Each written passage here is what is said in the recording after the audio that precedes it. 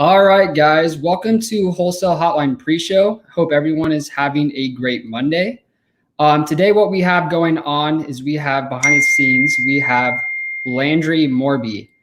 For those of you that don't know, she helps run the technical side of BatchDriven, and I feel like that's going to be something that we're going to talk about today. I feel like, we're going to hop into it. If you guys have any questions when it comes to the technical side of how to use BatchDriven, that's exactly what we're going to cover today.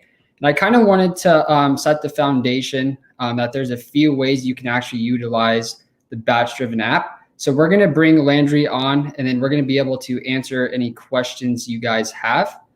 So let me bring in Landry now. Hey, guys. Can you hear me? I can hear you. Perfect. We had some technical difficulties last time. Yes. Okay. So I'm excited to have you on because I know you run like the technical side, and I get a ton of questions on how do I make new folders? What's the best way to go about driving for dollars? This entire 30 minutes is going to be just dedicated to answering any questions that people are going to have. Okay. So I feel like if we can pull up the BatchDriven app, let's pretend that we're just brand new, and I'm going to ask questions as if I've never driven for dollars.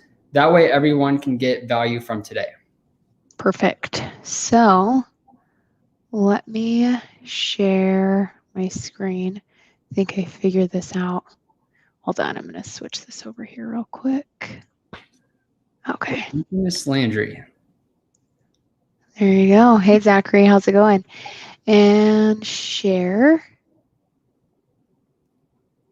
Scott, yes, this is just the pre-show. So that's going to happen in about 30 more minutes. You're not Jamil. 30 more minutes. Okay. This is just going to be the pre-show. Okay, here we go. There we go. I'm a genius. Okay, so can you see my screen? Yes? Okay. So sorry, guys. We're just going to have to deal. It's on Google Meet, I know. And there's no way, like, Google doesn't let you make your host go bye-bye. Oh, wait. Kind of, you can. Okay. So anyway, this is just me sharing my screen on here. This is the best way to go about it that we figured out. So, say you just started using BatchDriven, you just got it downloaded. There's lots of different ways to go about it. Obviously, you guys have seen Bryce do a lot of, virtually driving for dollars.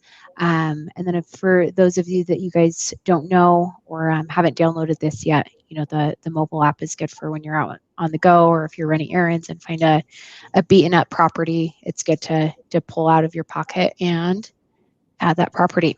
So I guess just getting into, so you're brand new, you get in here, there's a few different ways to go about it. I don't know in what kind of approach, if you're thinking, like if it was you, Bryce, would you be going about, hey, I'm just going to get in my car and drive around, or would you more have a list ready to go and go hit those? Yeah, so that's a good point. That's actually what I wanted to start with first. I feel there's pretty much two ways you can pull a list. You can have a predetermined list like your pre-foreclosures, your vacants, your tired landlords. I feel like a lot of people don't know that that's an actual feature for you guys to go and drive for dollars, go knock those. So I would say let's start by pulling a predetermined list, like a pre-foreclosure. If I'm brand new, that's probably going to be the first thing that I do, just because they have a timeline, a ticking timeline. They're probably going to be the most motivated out of all of the other categories. Perfect. Okay. So yeah, that's a great way to go about it, because, you could just, of course, get in your car, but I feel like, with driving for dollars, especially physically in itself, is time consuming. So I personally feel like when I'm talking to people that having a plan before you go, you're going to have way better use of your day. So let's say that you're in here, let's say that you're in the base plan. You can do this with vacant properties as well. Go, at least see them.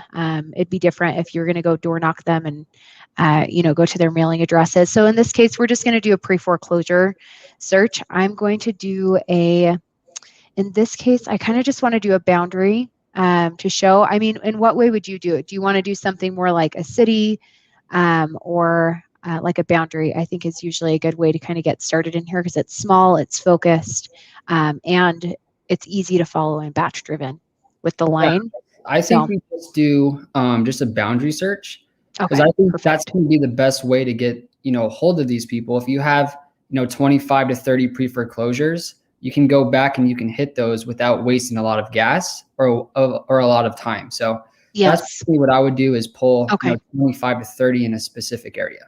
Perfect. So, and bear with me, guys, I'm in a really in the middle of nowhere spot. So we're not going to probably have, who knows what we'll pull up. But anyway, what I did here is I went to my search bar, I hit boundary, and it brings me straight back to my map. So I'm just going to go to this neighborhood that I actually to go into. So anyway, let's say that you're looking at the map and you're like, hey, I just kind of want to hit this area today. And you want to simply just start tapping your screen. We'll do something larger, just to kind of lay that out than I normally would do.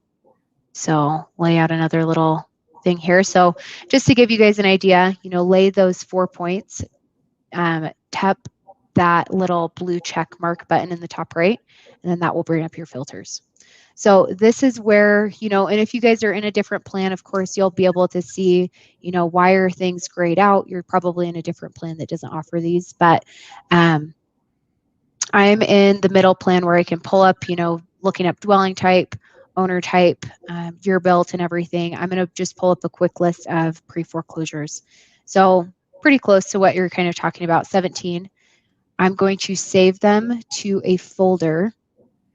And I'm probably just going to put this in my Phoenix pre-foreclosures folder. That makes sense to me. Obviously, I know I'm not in Phoenix, but just to give you guys an idea, I'm placing this to a pre-foreclosure folder. It's going to be easier for me to manage and look into later. Would you mark or put this into something different in your eyes, Bryce? Would you put this into a driving for dollars folder? No, I would do a pre-foreclosure. Okay. I usually buy the city. So if I'm pulling up Mesa, Arizona pre-foreclosures, I'll have a Mesa pre-foreclosure folders just designated for those pre-foreclosures. Exactly. Okay, perfect. So I'm in Sierra Vista. We're just doing this for the sake of this. If you guys are kind of just getting started, of course, you can edit your folders and make a new one right off the spot right there if you don't have any created. So it's not going to be hard for you to just create one, place those properties in your folder, and save those. So what's going to happen on the mobile app is that, so yes, I've saved those properties into my folder, but it will always give me an option to just get in my car and let the app kind of take me to those properties and track my route along the way. So if I hit no, I don't have to, but I'm going to hit yes, and it will bring up my folders again. What I usually do here is I pick my driving for dollars folder for my default. It's so that while I'm going to visit those 17 pre-foreclosures that day, I have another folder in my back pocket so that if the neighbor of 123 Street looks like it hits all the marks, I might just add that to my driving for dollars folder. That's usually what I would do. What would you do in this case, Bryce? Is that something kind of similar? Same exact thing. Kill two birds with one stone. Go knock your pre-foreclosures. If you find houses that are the 2 or more of the 4 pillars that we talk about, that's going to be a property that you want to get a hold of. You can either go and knock it, or you can cold call it later throughout the day. Okay, great. So yeah, I'm going to pick my driving for dollars folder. It's just to help eliminate that time that you're going to be spending, looking at your phone and placing it into a folder. So it will, let me turn this around. It will lay a little bit of a line. And this is why I also kind of like the boundary, because it's going to be, at first it may be overwhelming, but it's going to be all in that same area that you're probably going to want to hit most of these streets anyway. And for a lot of you guys that are new, I know this looks overwhelming anyway. I've added a ton of properties in this neighborhood prior. So in my case, I might filter out my map to wipe other things off, because technically I just pulled up 17 properties, not all of mine. So I might go to the top right-hand corner and just filter that folder out. So I'm going to do that. Pull up just my Phoenix pre-foreclosures folder on my map. So if you've already added a ton of properties in one area and you're wanting to go hit some other ones, it may start to be, get too heavy in there, but it should let you filter those out. So now it looks a little bit more normal. Like, okay, there's 2 over here. While I'm going to visit those 2 properties, I'm going to hit the rest of the street, kind of thing. So when you add a property for the first time, it will be new It's just meaning it's a brand new lead to you. It's new to your account. So I could be driving down. I'm going to turn these on real quick. Okay. Driving down the street, I could go visit those pre-foreclosures. Take my photos here if I want to take my own pictures, kind of getting into that, visiting those, but keeping my eyes open for the rest of the neighborhood kind of thing while I'm out and about. Boom. Okay, so now there's a few ways that you can actually go about approaching this.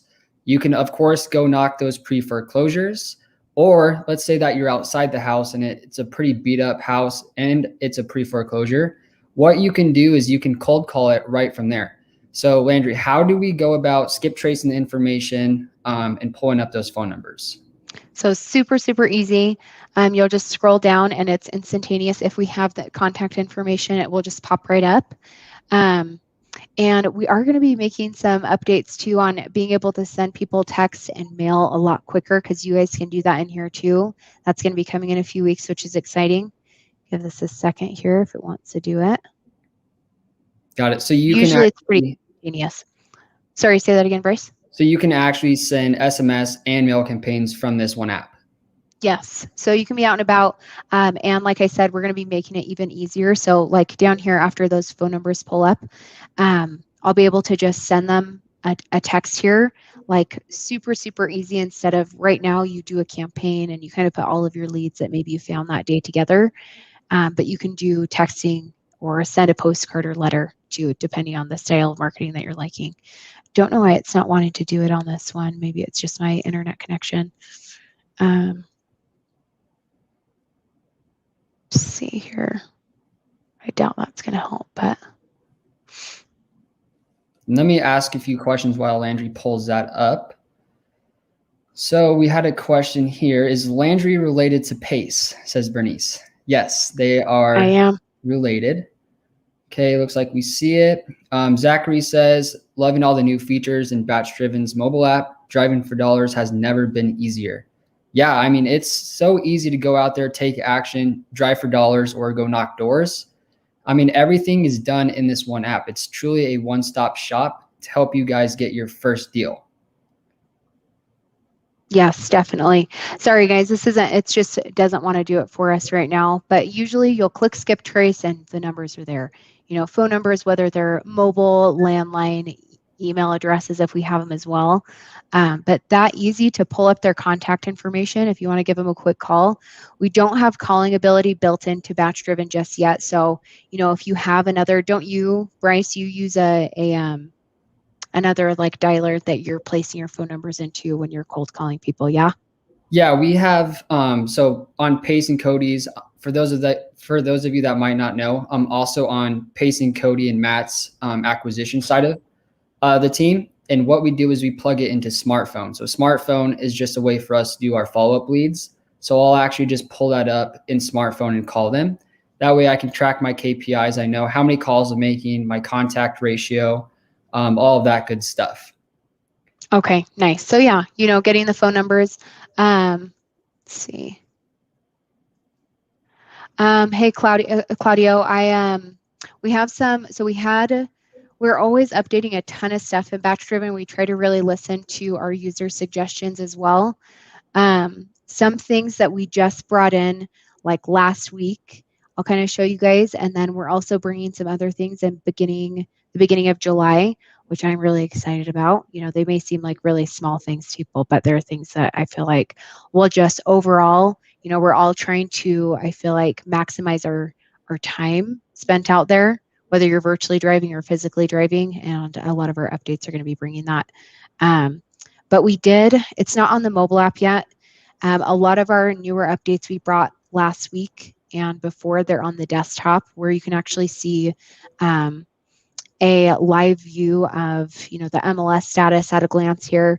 We did bring in a comping tool really recently, which is pretty cool. You guys all have access to this. You don't have to pay extra for it.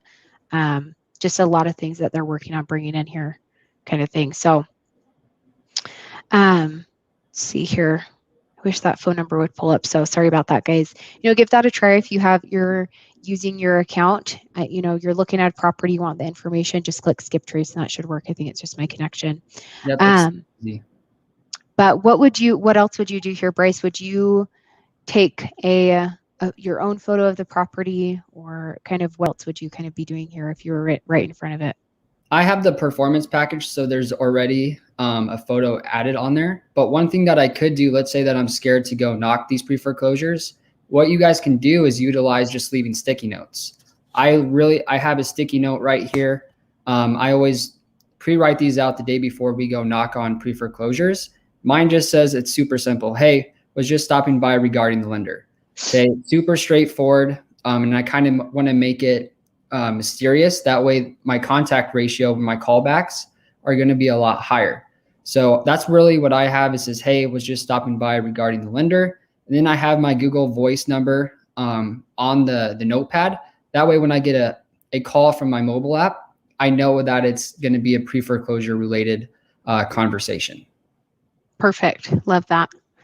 Okay, great. Well, I mean, this is one of the ways, that Bryce is bringing up is doing a search, finding those pre-foreclosures, and then going and hitting those. And basically, so just to reiterate for you guys, the pins will pop up. Those are the ones you just found. You just save them to your folder. And then while you're there, you're driving along the street. Let's say that their neighbor down here, you're interested in adding, like this 1133. When you're tracking your route, it will bring up two options for you. So if you press save immediately, it's just going to be able to be saved super quick, and you can continue on your drive. You're visiting those pre-foreclosures and then hitting the rest of the neighborhood, seeing if there's anything else that might not be pre-foreclosure, but maybe it's vacant, or just in general, it hits your criteria that you're looking for. Being able to save that really quick, or then once again, you can always park in front of the property, decide if you want to take your time before really adding it, kind of thing here as well. So right. And one thing to keep noted, if you're just driving for dollars, and this is kind of what I have pulled up, it talks about the 4 pillars. So when we're driving for dollars, we want to have, authority behind what we're actually doing. So when we talk about the 4 pillars, the whole point of driving for dollars is to have this custom small niche list that's not going to be expensive for you to skip trace. It's not going to be expensive for you guys to actually market to. So we want to narrow down only the ugliest houses that we can find. And that's what we do with the 4 pillars. So the 4 pillars that we talk about is going to be poor landscape is going to be number 1. The second one is going to be exterior distress, meaning that the paint is starting to chip. Maybe the windows are broken or boarded up. The third thing that we talk about is a damaged roof. So a lot of times when you're driving for dollars, you're going to find houses that have shingles missing. We've seen houses with like bricks and tires on it, or even tarps. And the last and final thing that we talk about is going to be trash, junk, or broken down cars. Now, if it has 2 or more of those 4 pillars, that's going to be a house that we would actually add to our driving for dollars folder. Okay, so when you're driving for dollars, make sure you're only adding houses that truly have the 2 or more 4 pillars, because chances are if you're adding houses with just poor landscape, you're going to have 1,000 houses and you're going to have to make those calls, and those people are not going to have motivation, right? So that's the whole point behind the 4 pillars. So Samantha, if you didn't know that already, that's what we meant by the 4 pillars. Yeah, so I mean, this neighborhood I really like to show to people because it has a lot of those things. It's not just like, okay, there's 3 properties that have, it's overgrown kind of thing. There's a ton of vacant lots in this neighborhood. A lot of the properties had just a ton piled up in the backyard. I love this neighborhood because the whole neighborhood's like this. Or their backyard's filled with like 10 cars kind of thing. Like there's obvious, it's more than just your average, overgrown or needs extra care kind of thing. And the majority of them look this way. So let's see, there's this really good one over here. But kind of being able to, and I know that while Bryce was talking, I wanted to show you guys while he was talking what he's talking about to give you a visual, of course. So feel free if you guys have questions about this. I basically just looked up a property really quick by the address. But BatchDriven gives you the ability to do something really specific as well. So if you're not wanting to pull up a list and you already have, a few properties in mind, you can pull them up here, get the information kind of thing. Same idea. Be able to look at all the details there, take your own photos, all that good stuff. So I don't know if I do want to show one other thing because I think we should jump into the virtually driving as well. Yes. But you guys can also create a route with properties you already have in your account. So being able to manage those, create routes with that, it doesn't have to be something right now. You know, maybe you pulled a list of pre-foreclosures yesterday and you have time today.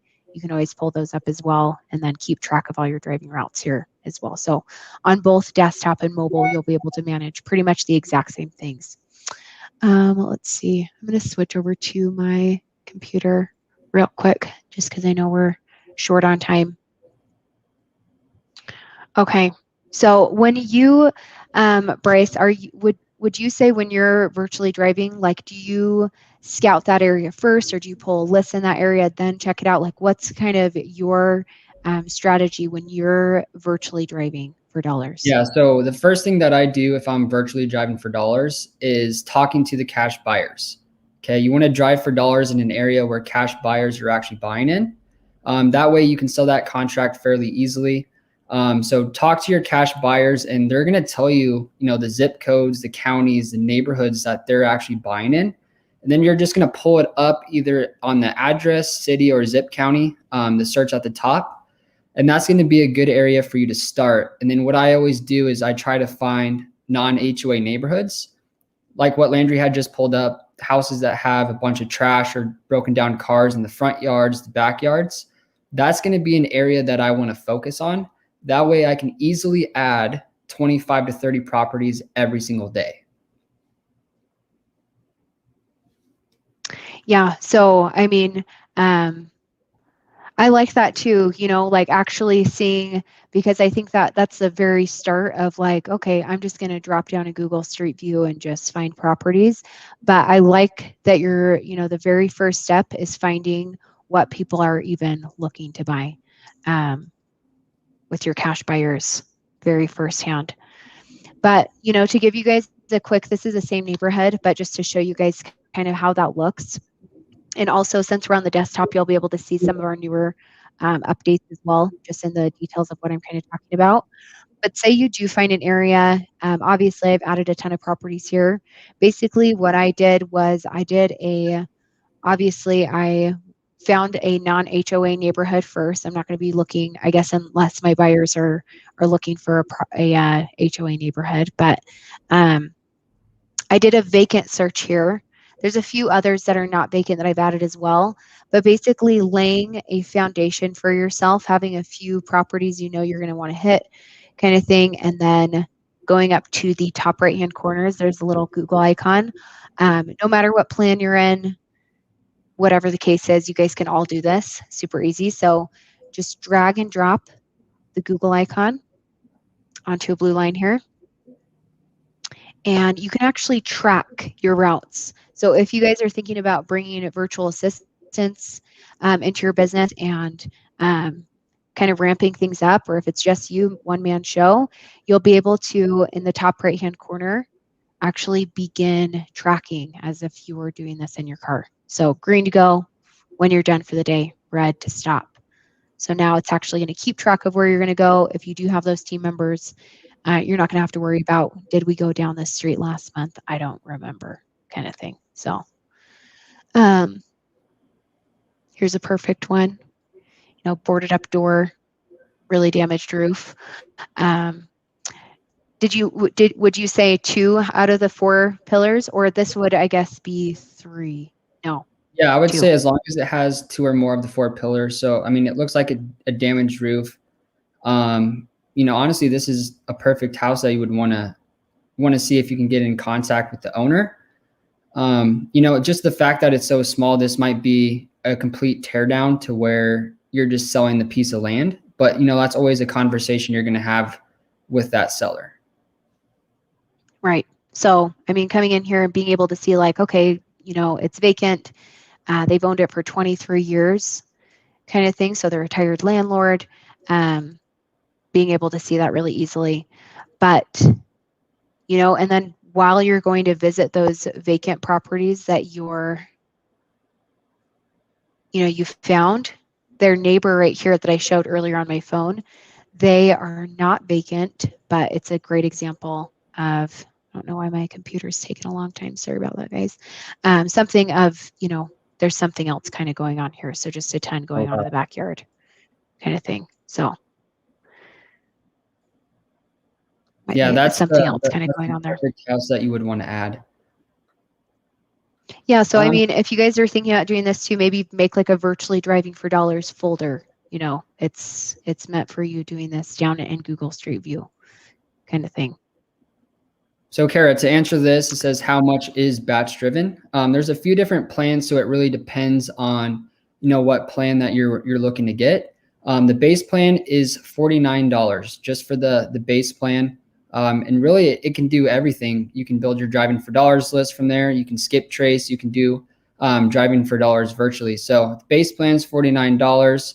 The performance package looks like it's $119, and then the performance plus is going to be $199.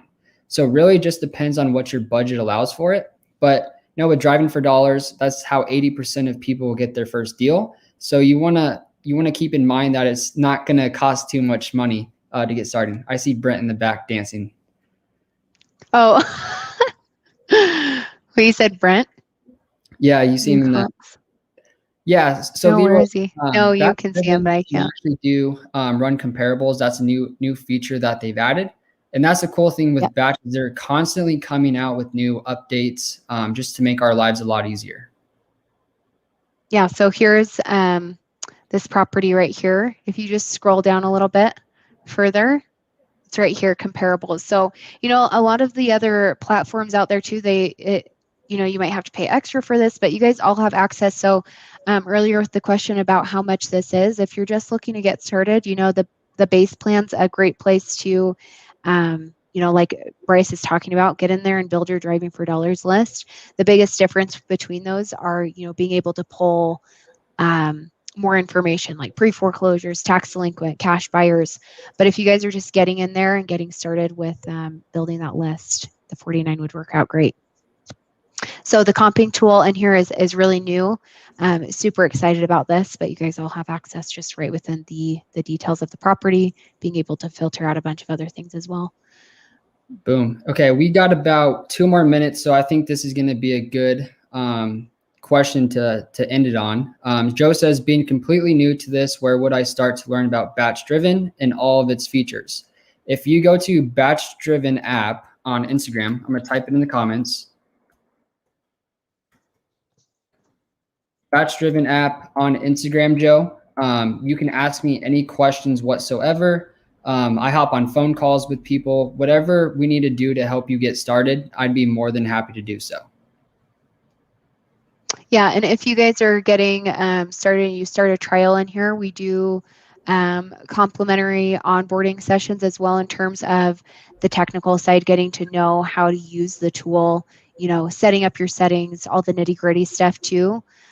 We have somebody that will teach you guys over a Google Meet call live. You don't have to pay anything for that. So just a lot of resources that are available to you guys. Facebook group, YouTube channel, the Instagram, and our support here is awesome too. So boom. Yep, great community. Hi, Landry. Before we head out, is there any last parting words you want to say to the audience?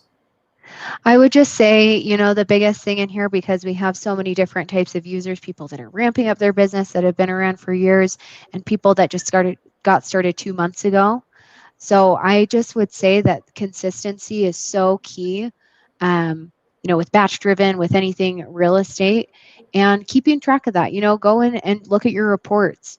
I feel like Bryce is a good resource in terms of hey, how many properties should I add today? What should I be looking at?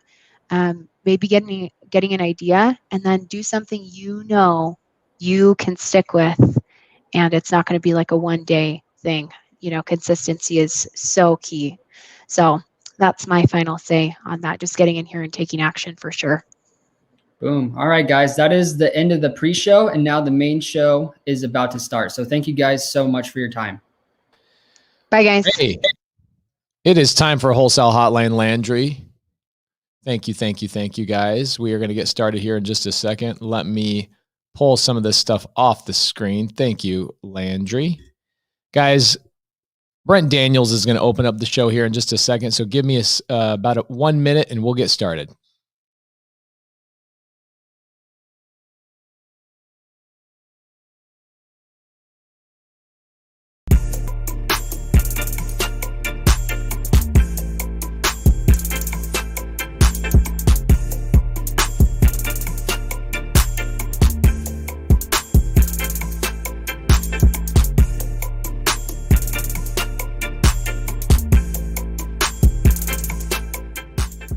Welcome to Wholesale Hotline, where we cover everything to do with wholesale real estate. I'm Jamil Damji. I'm Brent Daniels. And I am Pace Morby. And together we cover the most important parts of wholesale real estate. Lead generation. Conversion of sellers into contracts. And dispositions. Guys, remember when you're watching this show, do us a favor and squad up in the comments. Make sure that you are liking and subscribing to the YouTube channels and in the Facebook group Wholesale Hotline.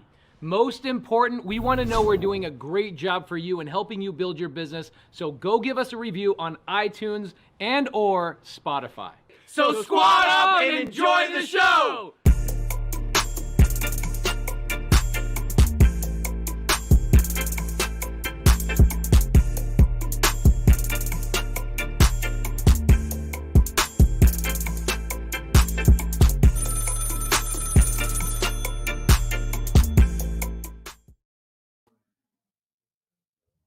Go! Wholesale Hotline number 71. I am one of three hosts, Brent Daniels, Mr. TTP. Next to me is Pace Morby, Mr. Sub 2, and Mr. Astro going to the moon, Jamil Damji. Now listen, I'm going to start this thing off fast, and I'm going to start this thing off with a lot of energy, okay? Because I am so passionate about this business. I know what this business can do for everybody that is listening and watching this show. But I want to break this thing down really, really, really simple, okay? For everybody that's just getting started, or maybe everybody that has anybody that has some experience, the fact is, if you want to have unlimited success, let me say that again, unlimited success in your real estate journey, in your real estate business, you have to master the three things that we talk about on this show every single week. And those three things were in the intro. That is lead generation, that is conversion of those property owners into a signed agreement, getting that commitment, and then there is exit strategy, what we like to call in the wholesaling world, disposition. But let me ask you something. Let me put this to you, because I think that this is a sticking point for a lot of people. Which one's more important, right? Is it lead generation? Can you do anything if you don't have any leads? Can you convert anything? Can you sell anything if you don't have any leads? Well, what if you have a bunch of leads, but you never follow up with them? Maybe you never pre-qualify them. Maybe you don't understand values. Maybe you just stumble and fumble and bumble when you're on the presentations that you're trying to offer that motivated property owner. Or what if you go and you get the leads and you convert those leads, but you have nobody to sell them to? There's no way that you can sell these properties because you don't have a cash buyer database, because you don't have the funds to be able to close it and flip it yourself, because you haven't made those relationships. The fact is, this is the answer. None of them are more important than the other. They all have to work together. They all have to work. So you got to take an honest look at your business right now and literally look at it from like 1 to 10 and rank, how good am I at lead generation? How good am I at converting those leads into contracts? And then, am I getting the absolute most out of every single opportunity that I put all of that energy, all of that rejection, all of that anxiety, all of that stress, all of those things, all of that courage that I had to get all the way to the point where I have something that can convert into income or into equity for myself and my family? It all goes together. Rank yourself 1 to 10 on each of the three parts. Don't overcomplicate it. Where are you the best? Where can you improve? Every single day, improvement and learning. That is what just creates a fantastically, a wonderfully balanced and incredibly exciting life, is constant and never-ending improvement. All right. With that, thank you guys for allowing me this soapbox to stand on. I'm excited for number 71 here, Wholesale Hotline. Thank you guys. Pace, Jamil. Love you guys. How are we doing? What up? Can you guys hear me okay? Wonderful. My mic said it got unplugged, so I just check it. How are you, Brent? How are you, Pace? I just saw you, Pace. I'm surprised you made it all the way back home after coming over here and hanging out with me. You didn't know I teleport, dog? That was the fastest I've ever seen anybody teleport, bro. So there's a couple comments on the side here already. Joe Wilson says, I'm new. So anybody that's new in Wholesale Hotline, please make a comment in the side chat. You've got Brent Daniels. Check out his YouTube channel. Also, Wednesdays, he goes live. He has one of the coolest lives. I personally watch it. I don't consume a lot of other people's content because I'm busy making my own, but I do consume Brent Daniels' content. I consume Jamil's. I consume a couple of our other buddies, and Brent Daniels, by and large, is the best content creator because he is so freaking passionate. On Wednesdays, dude, that probably is the best format of a show. It's like multiple different types of ideas of a show all mixed into one. So Wednesdays, what time do you go live on YouTube, Brent? 10 a.m. Pacific Standard Time. 10 a.m. Write that down, guys. Write that down in your book. Put it in your calendar. Put it on there. Jamil also, I would say, has the best idea of a show that nobody has done. He's been a guest host on other people's shows that said, Jamil, I really want you on here to talk about this one topic.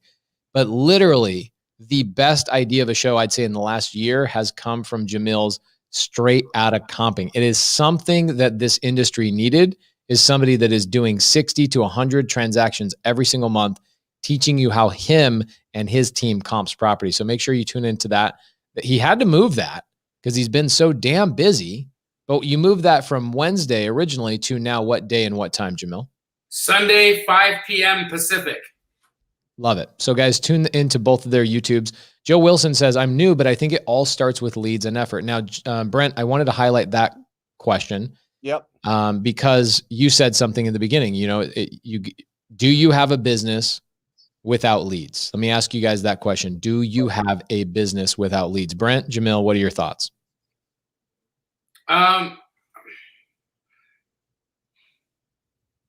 What type of leads, right? That's, I think, the biggest thing.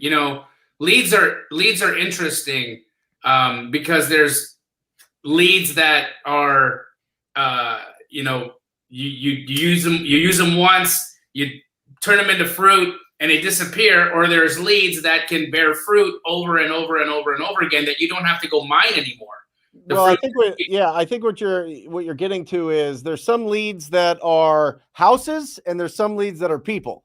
Right. You know what I mean? Right. Somehow some leads are straight direct to that property owner. Some is to the people that represent that property owner. Correct. And that's fantastic. And that's a wonderful distinction. And what Jamil has done over the last, 5, 6, 7 years is really build the whole system on how to get people to bring you multiple deals a year by focusing more of his generation on the people than going direct to the seller. He does both, but most of the business, the core, the heart of his business is the people and the relationships and the squatting up that he does with the people, with the attorneys and hard money lenders and real estate agents in our area and other investors in our area. I think it's the smartest business plan. I think it's the next step in evolution for wholesaling. But as you're getting started out, going directly to the property owners is probably the most likely way that you're going to get your first couple deals. Cool. So let me kind of reference what I'm talking about specifically as it pertains to what your opening statement was. You don't have a lead if you don't have a business. You don't have a business if you don't have leads. That's it. Nope. I'm sorry. No, you do not. You can have a website. You can have a brand. You can have an LLC. You can have a CRM. You can have all of those things built out. But if you do not have leads, all of that stuff is a waste. So when Brent says, keep it simple, guys, don't let the websites and the logos and all those things hold you back. It is really interesting. I see TTP students, I see Astro students, I see Sub 2 students that don't have a website yet. They don't have a logo yet, but they're out getting contracts, locking up deals, talking to people. So it starts with the gentleman on the left of the screen. It starts with talking to people. Yeah. That's how your business starts. And it's that simple. It truly is that simple. So don't overcomplicate this. People overcomplicate this so much, and they go and do everything but generating leads. And generating leads, like Jamil was pointing out, comes down to two things. You are either talking to people who are the seller of the home, or you're talking to the people who represent the people who are the seller of the home. That's it. You don't have those people to talk to. That's where you get started. Now that we have that established, I have a big question. Brent, right now in today's day and age, especially on your Wednesday live show. What would you say if I'm brand new? I have a little bit of money, right? Not a ton, but I have a little bit of money. Where should I start generating leads? And while Brent is answering this question, I want to know people in the side chat who does not have leads yet, who's just starting, who's brand new. Maybe this is your first, second, third time watching Wholesale Hotline. Tell us that you don't have leads, because we want to focus on helping you guys get moving forward. So Brent, back to the question. This is beautiful. All right. Because this has really sparked a huge industry, right? For what we're doing, right? Before, you would have to go and you'd have to get in your car and you'd have to drive around and look for ugly houses. That's it. You wrote down the address, and then you would have to go down to either county recorder's office, or maybe they had it online, and find out who the owner of the property was. And then what most people did is they mailed them, right? They would just mail them and try to get a hold of them and get them to call you. Well, now, because we have new technology and new processes, now we have a batch-driven app where you literally can just drive around. You can click the button on this thing. This is how bananas this industry is. Click the button on this thing. It gives you, wait, do they live there or not live there? That's important. What's their phone number? That's important. Wait, is that phone number accurate? Oh, yeah. It's from the most accurate phone company in the country. Batch Skip Tracing is providing those. And you can literally press it and just call and talk to somebody right now. So the lead generation, what I see every Wednesday, Pace, this is really interesting. Every Wednesday, people go, I've got all these leads. I have a problem converting them. I have a problem. I just don't like doing lead follow-up. It's almost like this industry brings in, wholesaling as a business, brings in people that love to hustle. They love to go after it. They love to take action, and they love to hunt. But the gathering side, the lead follow-up, the pre-qualifying, the offer presentation side of things is like the biggest hurdle that I see as people are getting going. You know, I remember, Pace, real quick, and maybe you did this too, but I remember getting started in this, maybe Jamil as well. I remember being in the shower, and I don't know if anybody else does this, but I would hallucinate conversations with homeowners. You know, before I called them, I would be like, oh, they're going to ask me how long I've been in business. Oh, they're going to ask me, for a bank account statement. Oh, they're going to want to know what I'm going to do with the property. And they're going to want to know, who my contractors are and all these things. And then I'd get on the phone and be like, hey, I can offer you this amount. And they'd be like, yeah, that works. And I'd be like, oh man, I think we hallucinate more on the gathering side of the business than we do on the hunting side. What do you guys think? Well, I see the comments in the chat. I mean, look at Lakita, Louisa, Hugh, H. Garrett. A lot of people in here saying they don't have leads yet. They're brand new. So I think we're on to something, right? Yeah. You made a good point. In the very beginning, people used to drive around with pens and paper. And now it's way too easy. It's way, way, way too easy to go out and get leads. So driving for dollars is a good one. What's another way to just immediately, today, Brent, outside of door knocking, outside of driving for dollars, if I wanted to start generating leads in the next 24 hours, what would you suggest I do if I have a budget? What would I be able to do? Of $100, you can pull a list of 10,000 addresses, distressed, filtered out, relatively, right? I mean, it's done by a computer the way that they, kind of put the algorithms together to show the most distressed properties in your marketplace. But PropStream, TTP data, right? TTPdata.com. You go there, you'd be able to pull it through PropStream, get a list of vacant properties, get a list of properties that have liens, pre-foreclosures, all those things, right? Tired landlords, tired multifamily. You could pull any of those. And I highly suggest you get at least 1,000 addresses, and then you start making your calls. Don't wait for it. Don't wait for that. But what I'm saying is, once you start getting in the rhythm of generating leads, you're going to need a long runway of opportunities. And that's the leads that you're going to get from pulling those. Love it. So I think this is a really common thing right here. Kim says, I'm a newbie trying to get my first deal. I downloaded PropStream, Podio, Batch Skip Tracing this past weekend. I am just overwhelmed. Does anybody else in the side chat feel overwhelmed?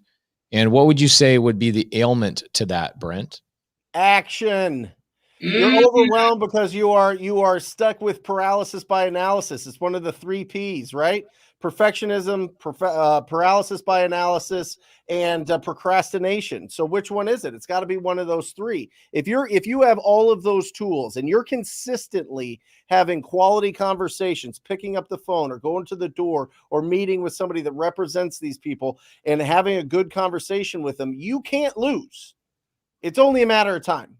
It's only a matter of time. So if you're in action every single day, talking to people every single day, you are going to win. You're going to win. I love that. So Luisa says $100. Awesome. Now the investors, how can I find them? How can I find the cash buyers? Jamil, the cash buyer magnet is in the center of this screen right now, guys. Luisa, number one, like I said, follow Jamil. Follow him on YouTube. Go watch his YouTube channel live on Sundays. But Jamil, how do I find the cash buyers? I mean, honestly, right now they're everywhere. Even your retail buyers have become cash buyers. So there's no shortage of cash buyers out there. It's a true statement. But where do we find them, right? Some of our main sources of finding cash buyers, first and foremost, tax records. Tax records in and around where your subject property is located is going to be a gold mine for you. So how do you do that? Well, if you have a lead or you've got a property under contract and you want to see who's bought in and around there, you pull up the tax record website for your state or for your county. How do you find that? There's a website called NetR Online, and it'll give you the list of all the different county websites. You go to the specific county website for your county. You pull up their tax record database, and you find out who the owner of or what LLCs have bought in and around the property that you have under contract. Why would that matter? Well, if there's an LLC owner nearby, that's very likely an investor. And investors like to have properties where they already have properties. So you find out who that LLC owner is. You go to backskiptracing.com. You skip trace that LLC, you give them a call. Another way to find cash buyers is combing the MLS every single day. I've got multiple Keegley staff members that do this every day. We comb the MLS every single day and we look for what appear to be new flip properties. And we look at who owns those flip properties. And why is that important? Well, if somebody just listed a flip today, guess what they're ready to buy? Their next flip. So they're not only a buyer, but they're a buyer that you've hacked for timing. So do that every single day. Do that every day. There's typically, in Arizona, there's at least 5 or 10 new flip properties that my team can go and scrape the MLS for and skip trace and reach out to those buyers. Those are brand new. In addition to that, everybody knows the real estate market is hot, and especially high net worth people. High net worth people know the real estate market's hot and they want to protect their capital against inflation. So how can you get a hold of them? You go to Zillow.com and you would adjust the search parameters to only show you properties that are $1 million or more. $1 million or more. And you see where are the $1 million neighborhoods in the area that I'm looking or that I'm doing business. Pull a little list of properties in that, find out who are owner occupied. Okay, so you're looking for owner occupied at that point, who live in those $1 million neighborhoods. You skip trace them, you find out their phone numbers and you call them. Most of them are doctors, accountants, dentists, chiropractors. There's interior designers. There are so many people who live in those neighborhoods, architects, and all of them want to have a conversation with you, the individual who can bring them instant equity, because you have access to off-market real estate deals. Those are just a few. One thing we really haven't done a good job of is I don't think we've highlighted finding cash buyers quite enough on this show. I suggest we make a show dedicated to Jamil showing us how to find cash buyers. Maybe he brings in a couple of his team members from Keegley. They talk about netr.com. I knew when you said that, Jamil, you were going way too fast on that. So let's reiterate the name, because you got multiple people, Bernice Crocker, one of them on the screen here, saying NetR, NetTor, NetAir. Can someone please help me spell that out? It's netonline.com. NetRonline.com. And I'm getting people, in the comments as well, just saying, honestly, Devil Dog Knife says, honestly, that would be amazing. Jamil, would you be up for that? Maybe bringing some key players over at the Keegley offices to come in here and talk about finding cash buyers?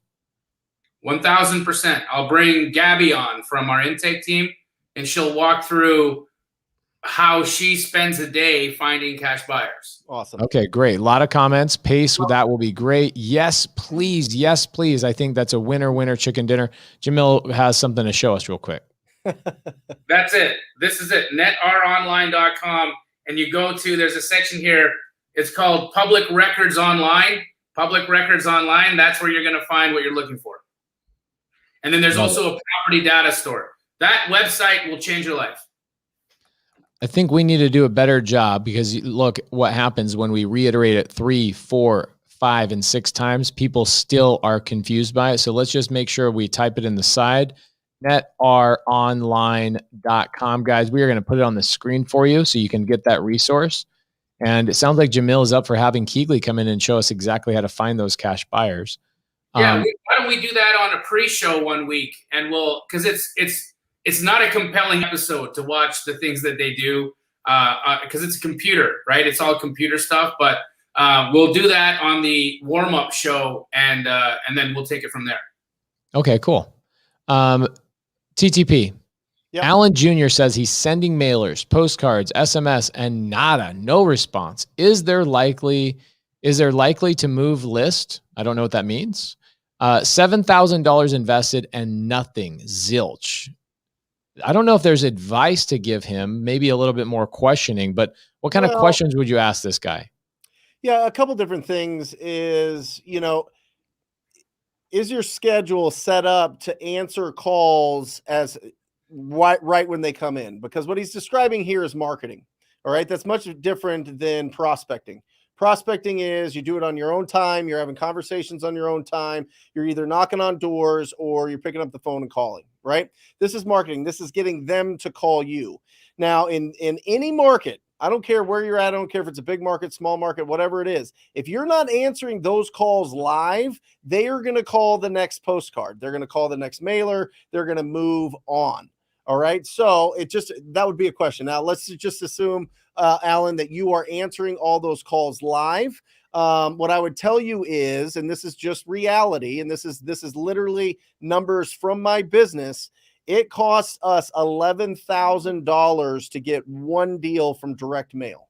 So you say 7,000, depending on where your market is. I'm not sure where you live, but 7,000 isn't even, you're only like 60% of the way there in a competitive market. And it just depends on what you're sending and how easily you are responding to them and pre-qualifying them and moving them through the process. So there's a lot of different things. There might be leads in there, but maybe there's a conversion issue. There might be leads in there, and maybe there's just you didn't answer it live, so they moved on. Right. So there's a lot of different moving parts there. What I would say is keep your budget small, be more proactive. I like that you're doing SMS. Obviously, SMS is getting disrupted a bit, but you can still do a good amount to get some leads coming in and get some deals. I think the bigger guys are going to be really impacted by the Traced Act. But the smaller, if you're sending out a couple hundred a day and responding, I think you can do some damage there, but you got to be on it and you got to get them on the phone and you got to have a good conversation and pre-qualify them. And I think that's some of those things. I have the phone stuck to my face if they call it Los Angeles. Oh, bro, you're 20,000 minimum in Los Angeles. Well, here's an interesting thing. Jamil and I were just texting with Scott Oots. I think we should have Scott Oots come on the show because Scott Oots does $600,000 a month in revenue in Riverside and LA counties. Yep. So, and I have a lot of students in LA that are doing a lot of deals. I have students doing creative finance deals utilizing astro flipping in LA, getting and not using any lead cost. Okay. So definitely take a look at that. But I think we should have Scott Oots come on. I think that would be a crusher episode. Don't you guys think?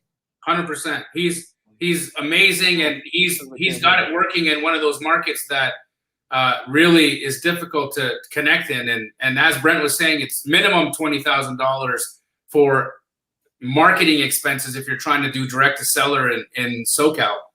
Right. I did have a question for Alan though, because he said $7,000, but then he listed off, a multiple different lead generation techniques. So was it $7,000 in one of those things, or was it $7,000 spread out over all of those? Because if that's the case, Alan, I think you might also be experiencing not enough impact, not enough impressions on or not enough penetration in one of those marketing channels, right? If say you spent 2,000 in text messages, or you spent 5,000 in direct mail, or only 1,000 on cold calling. I mean, I want to know, where did you concentrate those resources? Because if you stuck with one marketing channel, you might have more success doing it consistently rather than trying 4 inconsistently. Can you guys hear me okay? We can hear you fine. I wouldn't worry about one comment in the chat. A lot of times you'll get somebody that has a bad mic. Let me know if I need to adjust it. You sound great. You sound great. Yeah, LA's a lot. I mean, you're going up against people that spend millions and millions and millions and millions a year on marketing in that market, because they're going to go straight to them and they're going to do those flips like Scott. You know what I mean? Like, yeah, So, yeah. I would go. I would get real, Alan. Just to give you some advice on lead generation, and this is the advice that I give to everybody. Any one of my TTP students in LA, you need to build a really, really, really good driving for dollars list, and focus like incredible amount of effort on that, and also go after vacant land. Go after vacant land. Go after vacant land. Go after vacant land. There's a couple of people in here wanting to, feeling like they're overwhelmed a little bit. They said, hey, will you guys work on Batch Dialer as one of the episodes? I think that's one of the conversations of, like, maybe it's a warm-up show, what Jamil said a little bit earlier. I don't think we need to dedicate a whole episode to that. However, if you guys have not signed up for my Zero to Hero challenge, go and watch that Zero to Hero challenge. My partners and I right now started a brand new business just as a challenge, and to show you guys literally step by step the process of starting a business from scratch. It was 6 hours, guys. It took us 6 hours total to create a fully automated lead generating business in 6 hours in a brand new market. That's LLC, literally a website. We had a company name. We had a logo. We had cold call leads coming in all within 6 hours of actual work. And we did it live, and we are still doing it live. Today was day 6 of a 15-day challenge. We already have leads coming in. We're already negotiating with sellers. That's how quick and simple this business really should be. So if you guys want to watch that challenge, the recordings come out probably in a month or so. Zero to Hero, REI.com. And we're also doing a challenge. We're doing a challenge in season 2 of Zero to Hero, where I'm actually utilizing creative finance and astro flipping combined to show people how to build a business from scratch. Jamil and I are going to be having some fun together in season 2. This will probably be sometime in October, November, where we'll actually utilize astro flipping to show you guys live how to build a live business. And I don't know what market we'll do it in. It doesn't really matter what market we do it in. But if for people who are challenged with budget, astro flipping and going that direction, where you don't have to get a dialer, you don't have to get a system, you don't have to get all these things set up, astro flipping is probably the best way to jump in and start working this business. So if Jamil, do you have something on your YouTube channel explaining astro flipping, like what it is and how to learn more about that? Yeah, or just send me a DM and we're happy to chat. Of course, always love to help people out. And there's so many astro flipping family members in the chat. Squat up with them and ask them their experience and how they're liking it and if it's working. I mean, I've got, what's interesting, and I don't like self-promotion too much, but I'm going to do 2 pieces of it right now. First things first, you guys know that I'm not actively doing outreach to agents and wholesalers right now because I'm filming a TV show with Pace. How could I be, right? It would be impossible. But do you also know that I made $100,000 in assignment myself? $100,000 in assignments, me, if I was an acquisition rep. I did $100,000 worth of deals last week, and my phone rang. My phone rang for every single one of them. Every single one of them. Relationships. That's the power of what I teach. Yep. The second thing I want to talk about is I have a student, Nicole. She's a full-time nurse. Full-time nurse. She shows up to our coaching calls. She's sitting there on the coaching calls in her scrubs. On her break, she's on the call. She's talking. And in the last 27 days has made over $20,000, done 3 deals, and done over $20,000 in revenue just from learning the techniques that we teach in astro flipping. And she's got zero spend, zero ad spend, zero marketing dollars, no lists, no skip tracing, nothing. Love it. And I would say upwards to 90% of the students that really are communicate with me after they become successful in my program go to one of your guys. They do. You know, they're either in sub 2 or astro, like right next. I mean, it's incredible. It's incredible to watch. So if I'm a brand new wholesaler, just talking to you guys, and I'm tuning into Wholesale Hotline, what are the things I should really be worried about with 2021, whether it's regulation, whether it's new law requirements, new licensing requirements? Is there anything off the top of your guys' head that now exists in 2021 that did not exist in 2020, 2019, 2018, whether it's, oh my gosh, I'm in Illinois, I have to have a license to do more than one wholesale deal? Is there anything that I should be aware of if I'm a brand new wholesaler? Texting laws, cold calling laws, what do you guys have? Well, you know, I don't like giving anybody legal advice, right? And I think, guys, I'm going to give you the disclaimer right now to say that don't take any of these suggestions as legal advice. You always have to have an attorney or an accountant or whatever look at what you're trying to do. But here's the thing. I think that all of those, you know, licensing, you know, can I or can't I, they all happen after you've done your first deal. In Illinois, you can wholesale a deal. You can do one assignment without anything. A lot of these places, you don't need any license to do your first deal. So why don't we worry about people getting their first deal done? And then once you've got your first deal done, go worry about your LLC, go worry about getting licensed, go worry about if there's things that are necessary in your market that you have to do in order to be compliant and legal. But there's already so many mental obstacles that people have that keep them from getting started. I think that it's kind of overwhelming if we start to talk about, you know, those other things. It's post deal one, in my opinion. That's just my thoughts. What do you think, Pace? I agree with it. I think Brent has had some of the best content in the last couple of months regarding all of this stuff. What say ye, Brent? Yeah, I mean, listen, here's the thing. There's going to be changes with texting because the carriers are tired of people getting spammed by every industry. It's not just real estate, it's every industry. So they're putting the clamps down on that, which is great.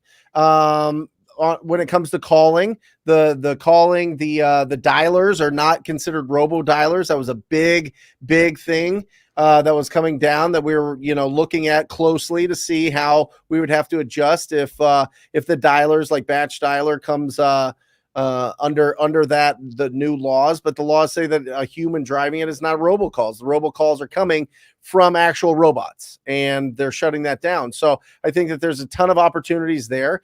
And I think that people have been telling me since 2013 that there's too many wholesalers. It's too saturated. You can never do it. It's going to be too tough. Since 2013, when I first discovered the word wholesaling, everybody's like, oh no, it's you know, there's too many wholesalers. Like what? And then you just keep going. And 2008 years later, there's too many wholesalers. It's too saturated. Well, this is the best year that we've ever had. The best year, the biggest deals, the most fun. It's been absolutely incredible. So I would just say to everybody, stop the noise. What are you doing? I am telling you right now, if you are calling people, if you are proactive, if you are reaching out to agents, if you're building relationships, if you're squatting up, if you're dedicated on learning the skills that it takes to close on a deal, you know how to pre-qualify, present, and close to that property owner, which is a skill that can be developed and can be increased. You have all those things going for you. You can't lose. I'm telling you, that's what's so exciting. The problem is people think that if I don't do it in 30 days or 6 weeks, then it's not going to happen. It's going to be too tough. And I'm going to go into crypto. I'm going to go find the next new crypto blockchain. I'm going to invest in it at 30 cents on the dollar. It's going to go up to 3,000. I'm going to be 100 millionaire. And this is how I'm going to do it, baby. Great. Just listen, if that's your path, that's your path. But if you're truly in love with the idea of being a real estate entrepreneur, you need to give yourself 90 straight days of pure grind. Not thinking about education is over. Education is done. Listen to the instruction that you are getting on these shows every single week on our individual YouTube channels, on each one of us. We all have it out there. You look for the pure instruction there and you take action on that and see what happens. See what happens. I'm telling you, you'll be unstoppable. Okay, but how do I handle when a seller asks me my business name or company name and I'm just brand new? Should I tell them that I'm a solopreneur or give me something? I'm a small local business. I'm a family business. My business name is Thomas Real Estate Investing, and I work one-on-one with you. I love communicating with the sellers that I work with. I'm not a big company. You're going to be really taken care of. So what did you think about the price that I'm willing to offer you? Guys, write that one down. I want you guys to write that one down. Also, here's what my line is when somebody asks me, what's your company name? I go, oh, it's just me and my wife. We're just we're a small mom and pop operation. Nothing more than that. Mm-hmm. And I pause and I don't talk right after I say that. Oh, it's just me and my wife. We're a small mom and pop operation. Pause. Yeah, Daniel crushed it right there. Put Daniel on there. Daniel Quijano? Yep. Boom. Nope. The one at 537. Up a little bit. No. Oh, my answer is honestly, he says he's one of my great students. He's actually the gentleman who runs the role-playing competition that you guys have both judged. Daniel's amazing. By the way, we have Chris Voss coming into our next competition. Woo. Pretty amazing. My answer to this is usually, honestly, I'm just a private investor, a small family operation. If you're looking to work with a big company with a fancy website, I'm probably not your guy. What would be, that's like, I'm going to give that a 9.9, Daniel Quijano. What I would do is I'm going to add one little line to that. That's so perfect. And you set up the runway for this. I think what you do is you say, if you're looking for a big company with a lot of overhead and a fancy website, I'm probably not your guy. Because if you say a lot of overhead, that denotes that they are going to take advantage of the seller. So write that one down, guys, and give Daniel Quijano some love. Honestly, I'm just a private investor. We're a small family operation. If you're looking to work with a big company with a ton of overhead and a fancy website, I'm probably not your guy. That one's a really good one, Daniel Quijano. Guys, let's put that one to bed. Write that one down. Put that in the Wholesale Hotline archives, okay? Next time that question pops up, somebody better have a copy and paste ready to go, because somebody's going to ask that in the comments and say, what do I say if blank? And now you guys already have the copy and paste locked and ready to go. You know exactly what to say to that now. That's a really good one. So does that mean I should never have a website or a logo or any of that kind of stuff, Brent and Jamil? No, I think that that's just putting the cart before the horse. You know, a logo and a website. Here's the other thing. A to Z Property Management. That was before Keegley, BK, right? Before Keegley, I was A to Z Property Management, and I operated as A to Z Property Management from 2012 to 2015. That was you? Yep. I remember seeing that all over. Yeah. All over the place. That was me, homie. Never had a logo, never had a website, didn't have Jack. I only had the LLC for the liability protection. There was no brand. I was the brand. I was the person. We need to get Chris Chico on this show. I was just going to say that. I was just on his podcast the other day. Him and I are working on a collaboration between his students and my students right now. Chris Chico's a kick-ass guy. Chris, give us some love in the comments, man. Let's go hang out in Miami. Have you guys been following his Instagram, his mom cooking and all that kind of stuff? Yeah, she got that home cooking Puerto Rican food, bro. We gotta go. Yes, empanadas and all that. Oh my gosh. That Puerto Rican fried rice. Come on, baby. Yum. Let's go. Okay, so Rhonda Thomas back with another really good question. She says, when setting up a business, should I set up a solopreneur or an LLC? Which is better? Now, I'm going to answer this. Maybe Jamil and Brent have a different opinion. Go get your first deal and don't think about anything else. Go get your first deal. Now, as you get that deal in contract, you can buy that and assign that in your personal name. It's not the end of the world. It's an assignment. You're not holding a contract. Nobody's going to sue you and take that assignment from you. It's an assignment. Okay. Go get a contract. Stop worrying about the LLCs at the end of the day. However, you absolutely need an LLC to be a true business owner because of tax purposes, protection, and all sorts of things. But I can tell you, if I'm brand new and my budget is tight, I'm not spending $300 on an LLC. I'm spending $300 on a couple of lists and a bicycle from the secondhand store, and I'm going to bicycle for dollars. Yep. Okay. So absolutely. Chris Chico, by the way, is inviting us out to Miami. Done. Guys. Empanadas. Done. Yes. Love it.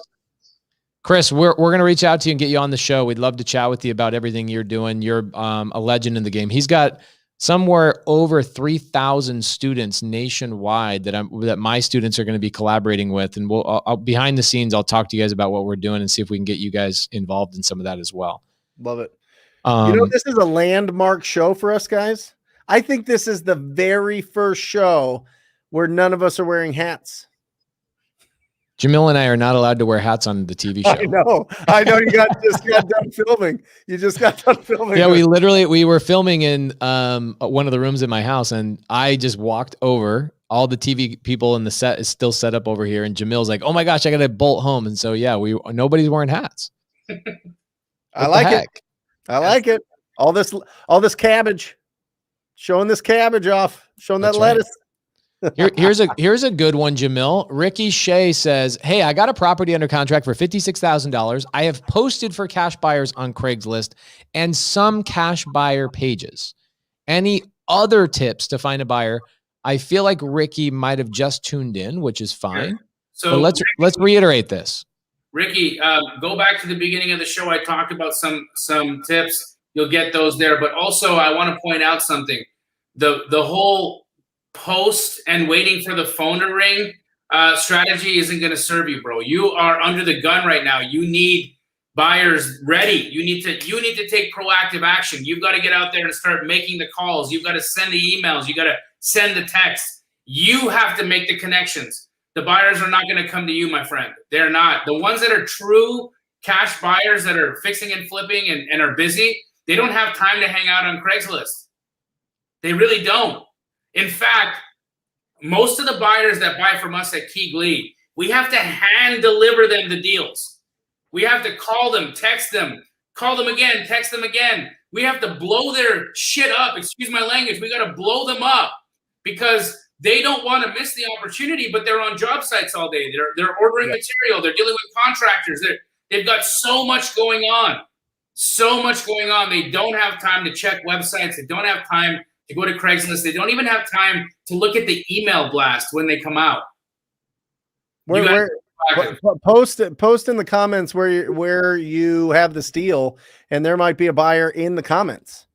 So at least let everybody know, or they might have a buyer for that deal. So make sure that you're squatting up here. I see some people already reaching out saying, "Hey, I can help out." So post where that deal's at. That's the point of this. Squat up. Here's a great question. Jesus Hernandez has asked this a couple of times, and I was waiting until he asked it the 6th time before I answered it. So here we go. This is number 6. Congratulations, Jesus. That's called persistence, and this will be rewarded. Okay.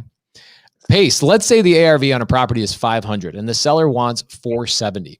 They are dead set on that number. Where should I go from here if this is my first conversation I'm having with the seller? Well, let me show you a deal. I got to pull up the address. It's a deal I just did in Texas.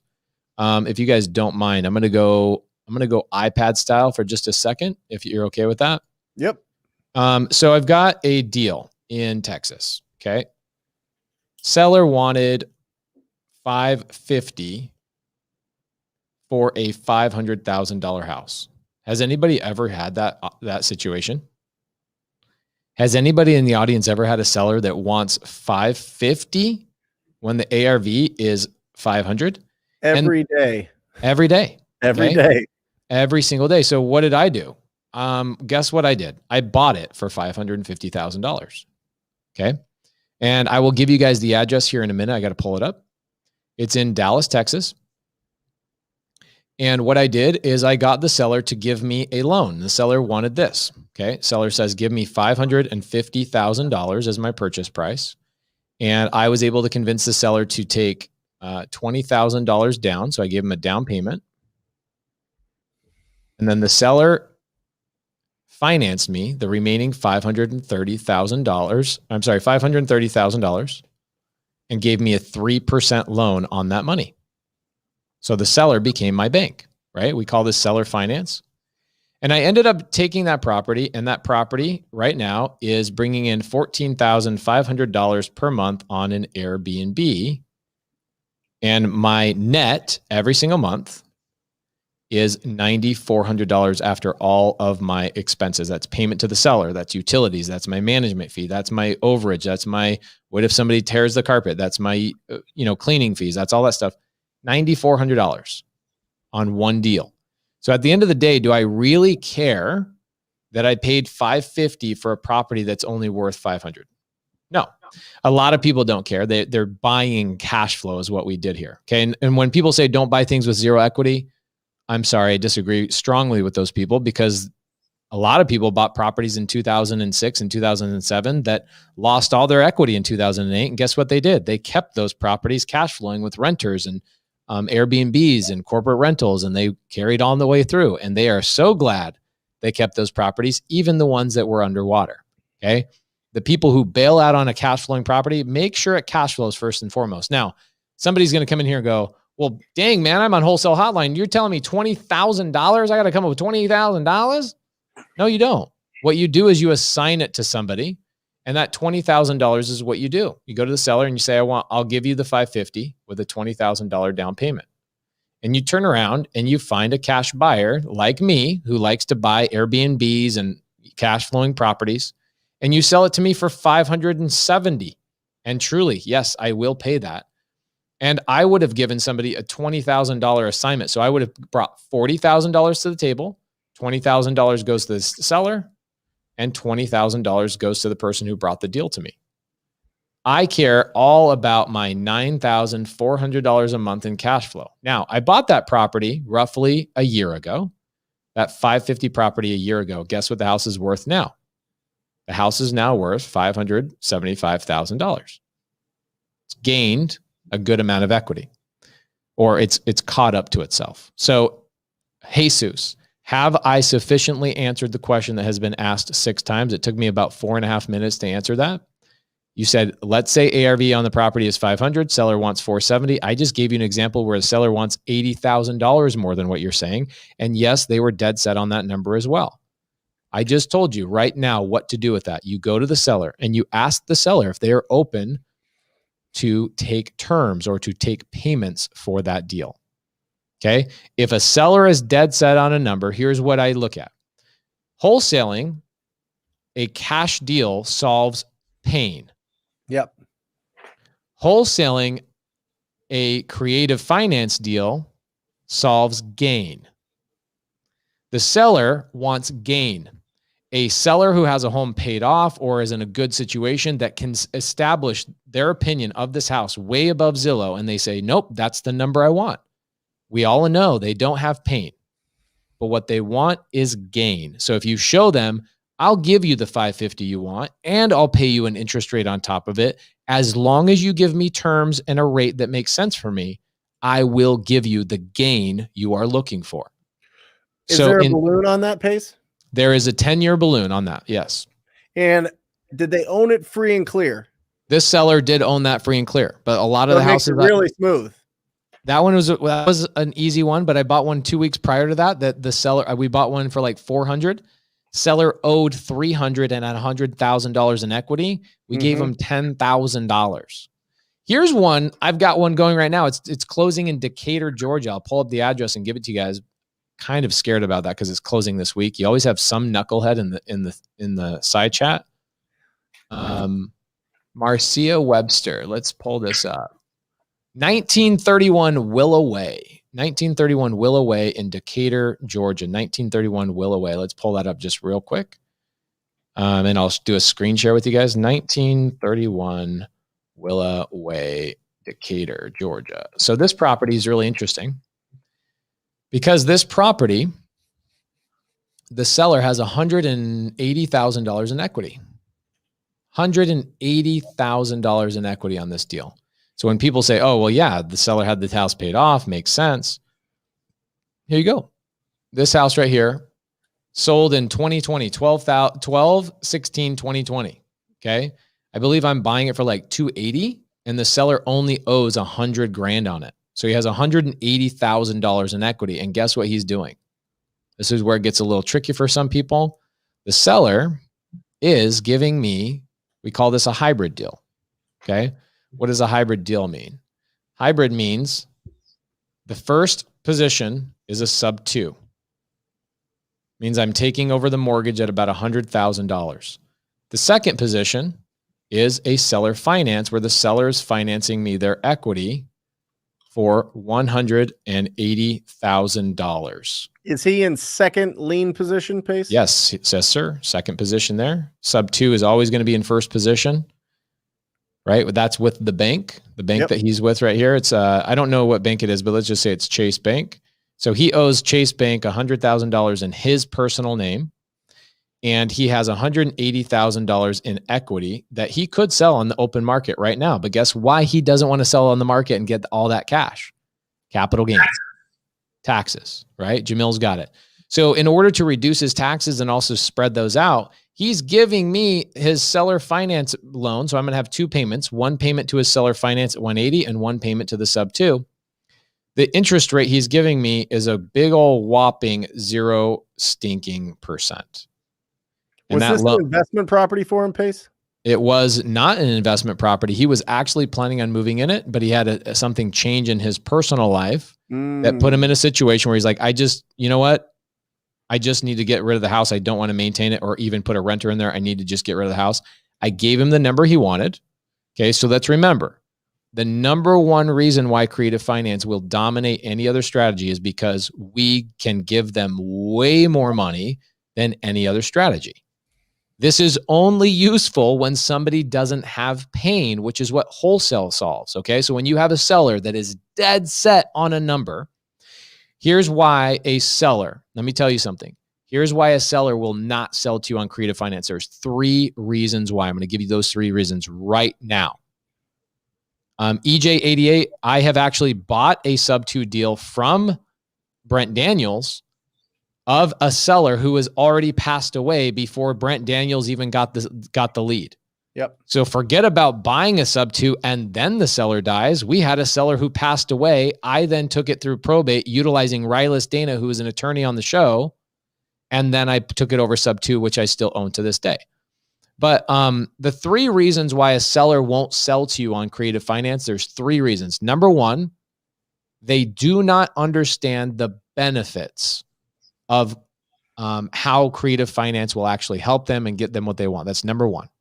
And what that typically means is that you have not explained it properly, which also means you have over-explained it. Go back to the very beginning of the show. Jamil and Brent were talking about keeping it simple. Creative finance, you keep everything super simple, okay? The second reason why somebody won't sell to you on creative finance, the second reason is because they need the money right now. My daughter's getting married in 2 weeks. I need that chunk of money to pay for the wedding. My right leg got cut off and I need to get a surgery. My, car crashed and I need a car. They need the money right now is the number 2 reason why somebody won't sell to you on creative finance. And the third reason why somebody won't sell to you on creative finance is because they literally have zero pain, and don't have a reason to sell, and you should move on. Okay? That's it. So when you have somebody that wants too much money and you're calling these sellers and they want way too much money, you want to really ask them if they are open to selling to you on terms. Okay? Just FYI. Sorry, guys, that took me about 11 minutes to answer that question, but I wanted to make sure that was hammered home. Got it. Here's one. Cara Madden. What do you say to build rapport before asking if you are interested in selling, Mr. Brent Daniels? Yeah, I mean, it just depends, Cara. You know, when you're reaching out, you're getting straight to the point. You're trying to catch the people that have that thought in their mind already. They're kind of going down that path, but they haven't fully made that decision yet. So, you know, you can go into the relationship and just talk to them if it's face-to-face, or if you're networking, or if, you know, it's an agent or an attorney that you're talking to or whatever. But if you're reaching out to a property owner, let them know why you're reaching out. You know what I mean? If it's an ugly house, if it's a house that's beat up, if it's a house that needs some love, and you're reaching out to them and you're like, hey, I'm your neighbor. I just want to reach out and find out about you and the things that you like. But then you're like secretively trying to like see if they want to sell their property. It comes off super gross. It just turns out super gross. You're just not being real. You're just trying to fake it to them and put yourself on as somebody that you're not. Just go right at them and see if they would consider an offer in their property. If not, then move on. You're going to find people that will, but you are not going to convince somebody to sell their property at a wholesale price. You're not. I don't care what special words and what wisdom and sales skills and experience you have. They are not going to go through the title and the title company and the closing attorney and sign all the identity statements and all of the paperwork that's involved with selling a property because you are really good at charming them. It's not about charm. It's about, are you there at the time when they're ready to make a decision with their distressed property? So we are deal finders, not deal creators. All right. So just go there and be yourself. A lot of what you're trying to do with building rapport, it comes with your tone of voice. It comes with the way that you respect their time and you respect them and the way that you talk to them. If you talk to them real blunt and real aggressive, then it's not going to be as good. But if you go with it and you sound kind and you sound optimistic and you sound likable and you're certain that you can get the job done, you're going to have an opportunity to get that deal when they're ready to make that decision. So don't try to, move it around. Don't try to move the rapport thing in front and try to like soften them up for the blow of, hey, oh, by the way, I buy houses. Do you have one that you want to sell? I mean, it feels pretty, it feels like a lot of work and fake. So just don't do that. Just be yourself and ask them if they'd consider an offer. Jamil Damji, are you interested in comping a property for us real quick? Sure. Guys, was it last week's show or 2 weeks ago? It was a couple weeks ago. Couple weeks ago, Brent Daniels, Pace Morby, myself, speaking in third party. Oh my gosh. Jamil Damji had a show dedicated to just comping properties, and Jamil sat here and probably comped 50 properties. It was amazing. He went through his appraisal rules. He went through exactly how he does it, what he thinks about, etc. Let me throw that on the screen for you, Jamil. Oops, let's make that full screen. Boom. All right, Jamil. He's going to pull this up. I'll give you the address whenever you're ready. Just tell me. Can you see my screen? I sure can. Awesome. Give it to me. All right. 2622 Marvin Avenue. And that is in Dallas, Texas, 75211. Jamil, what software are you using? And is there a discount code for me to sign up for this? What are we looking at?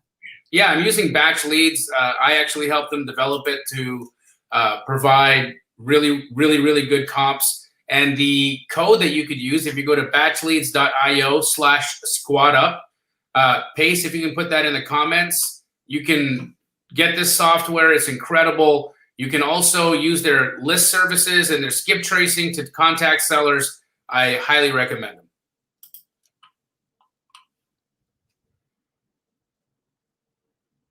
So right off the hop, we got a 1939 build, 1164 square foot, 2-bed, 1-bath. Batch has a value estimate of $333,000, which we got to take with a grain of salt. Let's see what else we can find out. Why is that, Jamil? Is it like they're taking aggregate or something?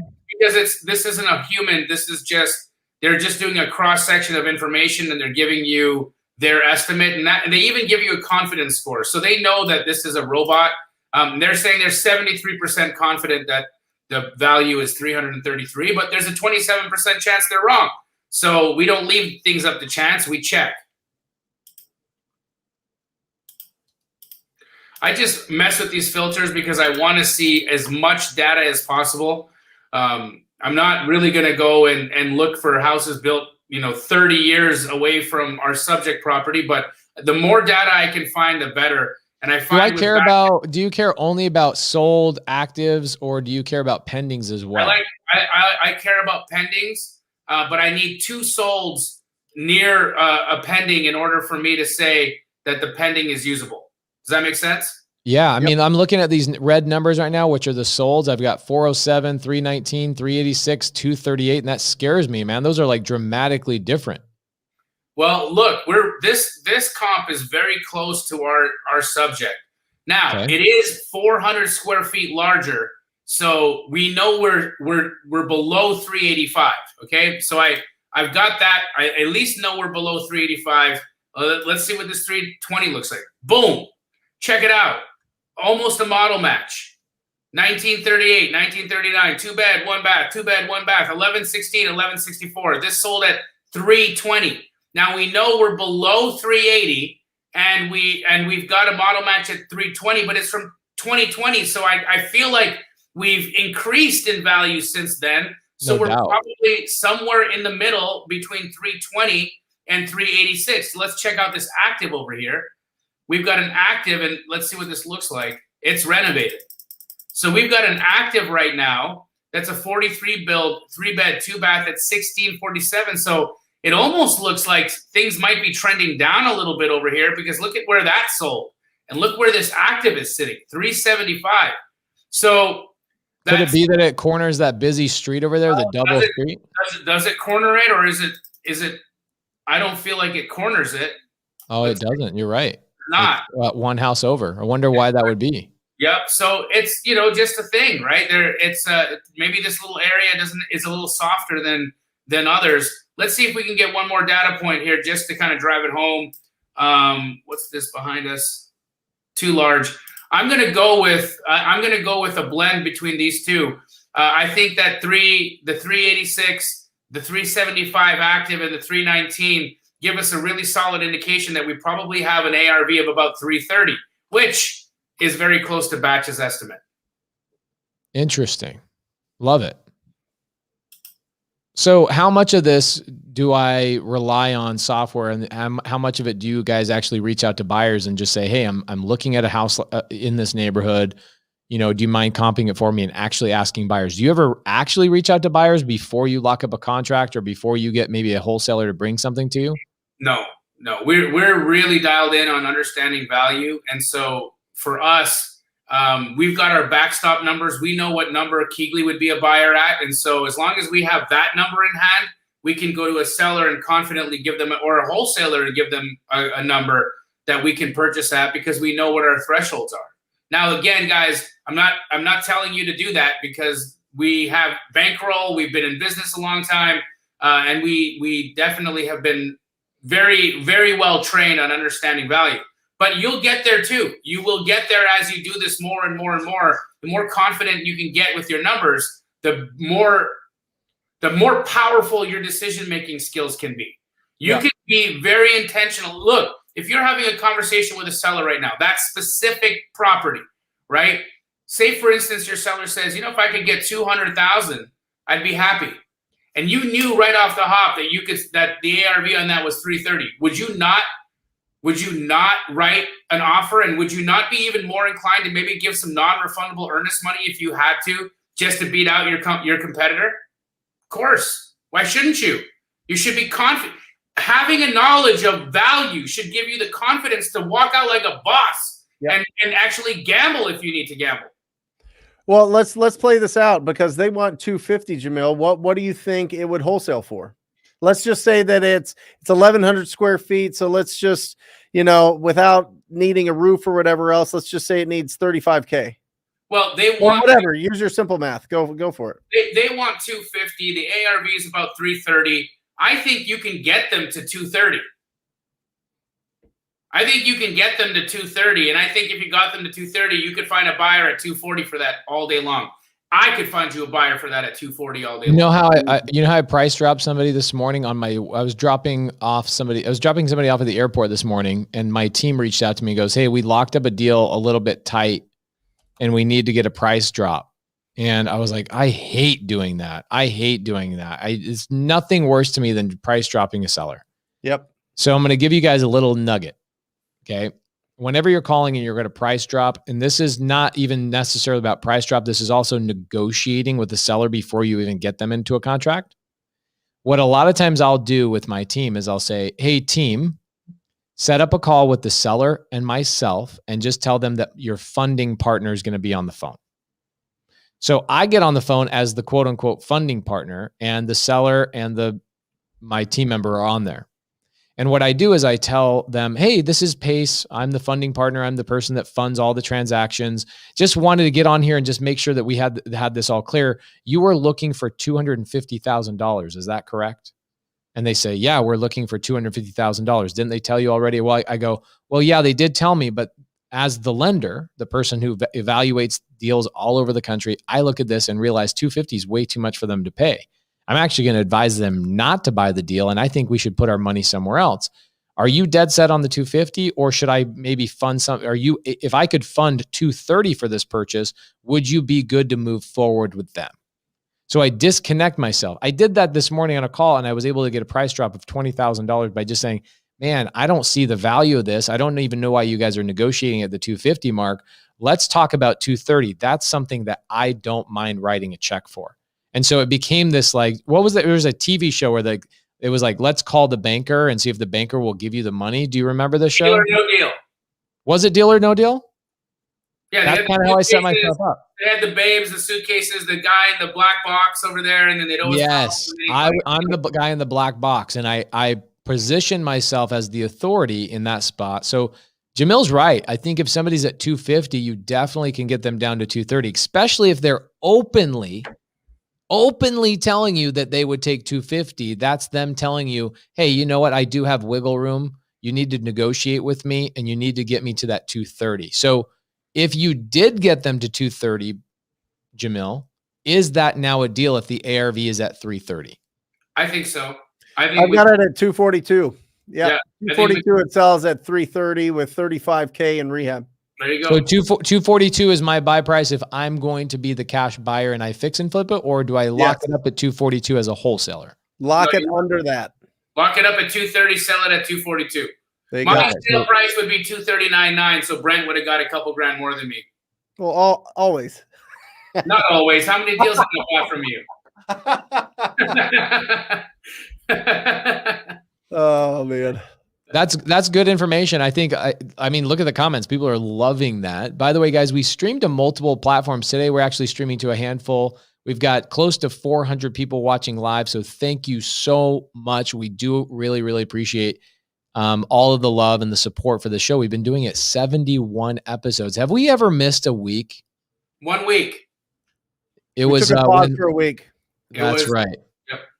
It was a really weird week. And by the way, 4th of July is Sunday. The 5th of July, we will be here. We will be. 100% we will be here. So if you guys ever want to have somebody comp your properties, Jamil, if I need somebody to help me comp a property, where do I go? Please come to Straight Outta Compin on Sunday, and I'm happy to help you. In fact, on Sunday, I do 2 hours of comping. I'm on Ty's show at 4 p.m. PST on Sundays. Ask Flipman if you don't know who Ty Taylor is. That came out weird. His name is Ask Flipman on YouTube. That's who Ty Taylor is. And I'm on his show at 4 p.m. on Sundays. And I'm on Straight Outta Compin on my YouTube channel the next hour. So there's 2 full hours of comping. There's no reason why your address shouldn't get comped. Come show up, bring some popcorn, bring your pen and paper, and bring some addresses. Let's comp some houses. What about a pool? That's a question just to round out Paris here, because Paris mentioned it a couple times. What about, I believe this has a pool. It obviously depends on the condition of the pool.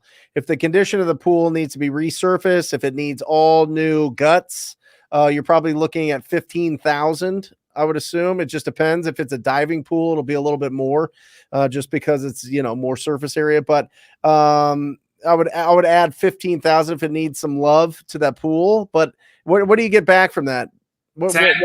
Yeah, maybe.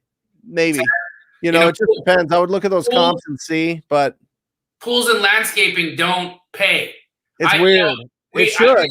I spent $30,000 on hedges, and I spent another $20,000 on palm trees, and my homeboy. Anyways, I can't get into it, but there's about $100,000 in landscaping at my house. Of which, how much do you think I can get in value? $7,000. Zero. No, yours. It's beautiful. It adds to it. Your house would look really crazy if it didn't. It's part of the house. It's part of the house. Yeah. Comes with the house. Yeah. Here's a question. Nisha, she's dope. She is great. She's a sub 2 and an Astro student, right? I don't know if she's an Astro. I know she's in sub 2, and she's also Justin Halen asked, "Is Jamila transgender?" Sure. I actually, when he asked that, I actually blocked him. He's back. Unblock him. You know what? I'm not letting these. I'm not letting negativity get to me. Whatever. Okay. I learned my lesson. Nisha Hyde. She's amazing. She's a friend of the show. She's always supportive and always fun. She's amazing. So, Brent. Yeah. I'm brand new to the show. Check this out. Ian says, "Hey, gents, I'm just joining and missed the entire show." That's okay, guys. That's what happens. We end up having about 1,000 people tune into every live show. And not everybody can watch this show all the way through, right? It's an hour and a half. I'm sure some people catch it on their drive home. Some people catch it while they're cooking dinner. Some people catch it doing whatever, okay? And that's perfectly fine. We want you guys to watch whatever you can. Go back to Brent Daniels' YouTube or any one of our YouTubes and watch the replay. Go to iTunes, listen to it, whatever, okay? Gents, this is my first show. I will be tuning in from here on out. Thanks for the tips. You guys will find me in your IG inbox, but you can disregard. Okay, so the reason I highlighted this is this. Brent, I'm brand new to Wholesale Hotline. Yes. If you were talking to someone who's brand new and just said, where do I start? Do I go back to episode 1 of Wholesale Hotline? Should I go back to January? What should I do? How should I consume this? What are some tips that I should be following as I'm following Wholesale Hotline? One, you got to get totally obsessed with this business. You got to be listening. I mean, we've got hours and hours. What's 71 times 90? I mean, we've got thousands of hours here of straight to your dome, straight to the brain instruction on how to be successful here. All right. Just keep it simple. Find an ugly house, talk to the owner, and get deals. That's where it starts. So but with that, you're going to have so many other distractions. You're going to have so many other people trying to pull you in life's responsibilities and commitments and all these other things, whether it's a job, whether it's kids, whether it's a significant other, whatever it is, is all vying for your time and attention and your current job and current career, whatever else. So you need to buckle down. You really got to surround yourself. You should be listening to this podcast all the time. It should be going off all the time. You should be watching this every Monday and rewatching it when you have time. Just play it in the background. I am telling you guys, I probably listen to podcasts and audibles probably 20 hours a week. And that's conservative, right? I mean, for real, like that's all I do. I will any chore, anything, I'm folding laundry, I'm listening. Anytime I'm sitting there, kids are in bed, I'm listening. Anytime I'm driving by myself, I'm listening. Anytime that I'm getting ready for a Wholesale Hotline, something's playing, getting ready for the live show on Wednesday, something's playing all the time. And I've been doing this for years and years and years. And I'm telling you, if you just take that one piece that is usually filled with entertainment, which is whatever, silly videos or, just regular music or whatever. Do you know how much that is a day, Brent, before you go any deeper? Do you know what the average American is spending on entertainment every single day? I assume I heard 7 hours. That I was just reading a book where he said 7 hours. I couldn't believe it. I didn't. Where do people have that many hours? What I read the same thing, dude. Check this out. It's while they're driving, they're like TikToking, they're Instagramming, they're going on Facebook. It's not just at stoplights. It's like I'm literally driving. They're on break at work. They're in between work. They're driving home. They're talking to their significant other and scrolling through. Then they lay in bed and they watch Netflix or Hulu or whatever else. If you guys took that, and the average truly is 7 hours of consumption a day of entertainment. Yeah. Think about it. We have 24 hours in a day. We sleep. None of us sleep 8 hours. I try my best, but nobody does. So let's say you sleep 6 hours on average. Now you got 18 hours. You work at your job or whatever else. You have some responsibility, or you're in school, you're in the military, whatever, 8 hours.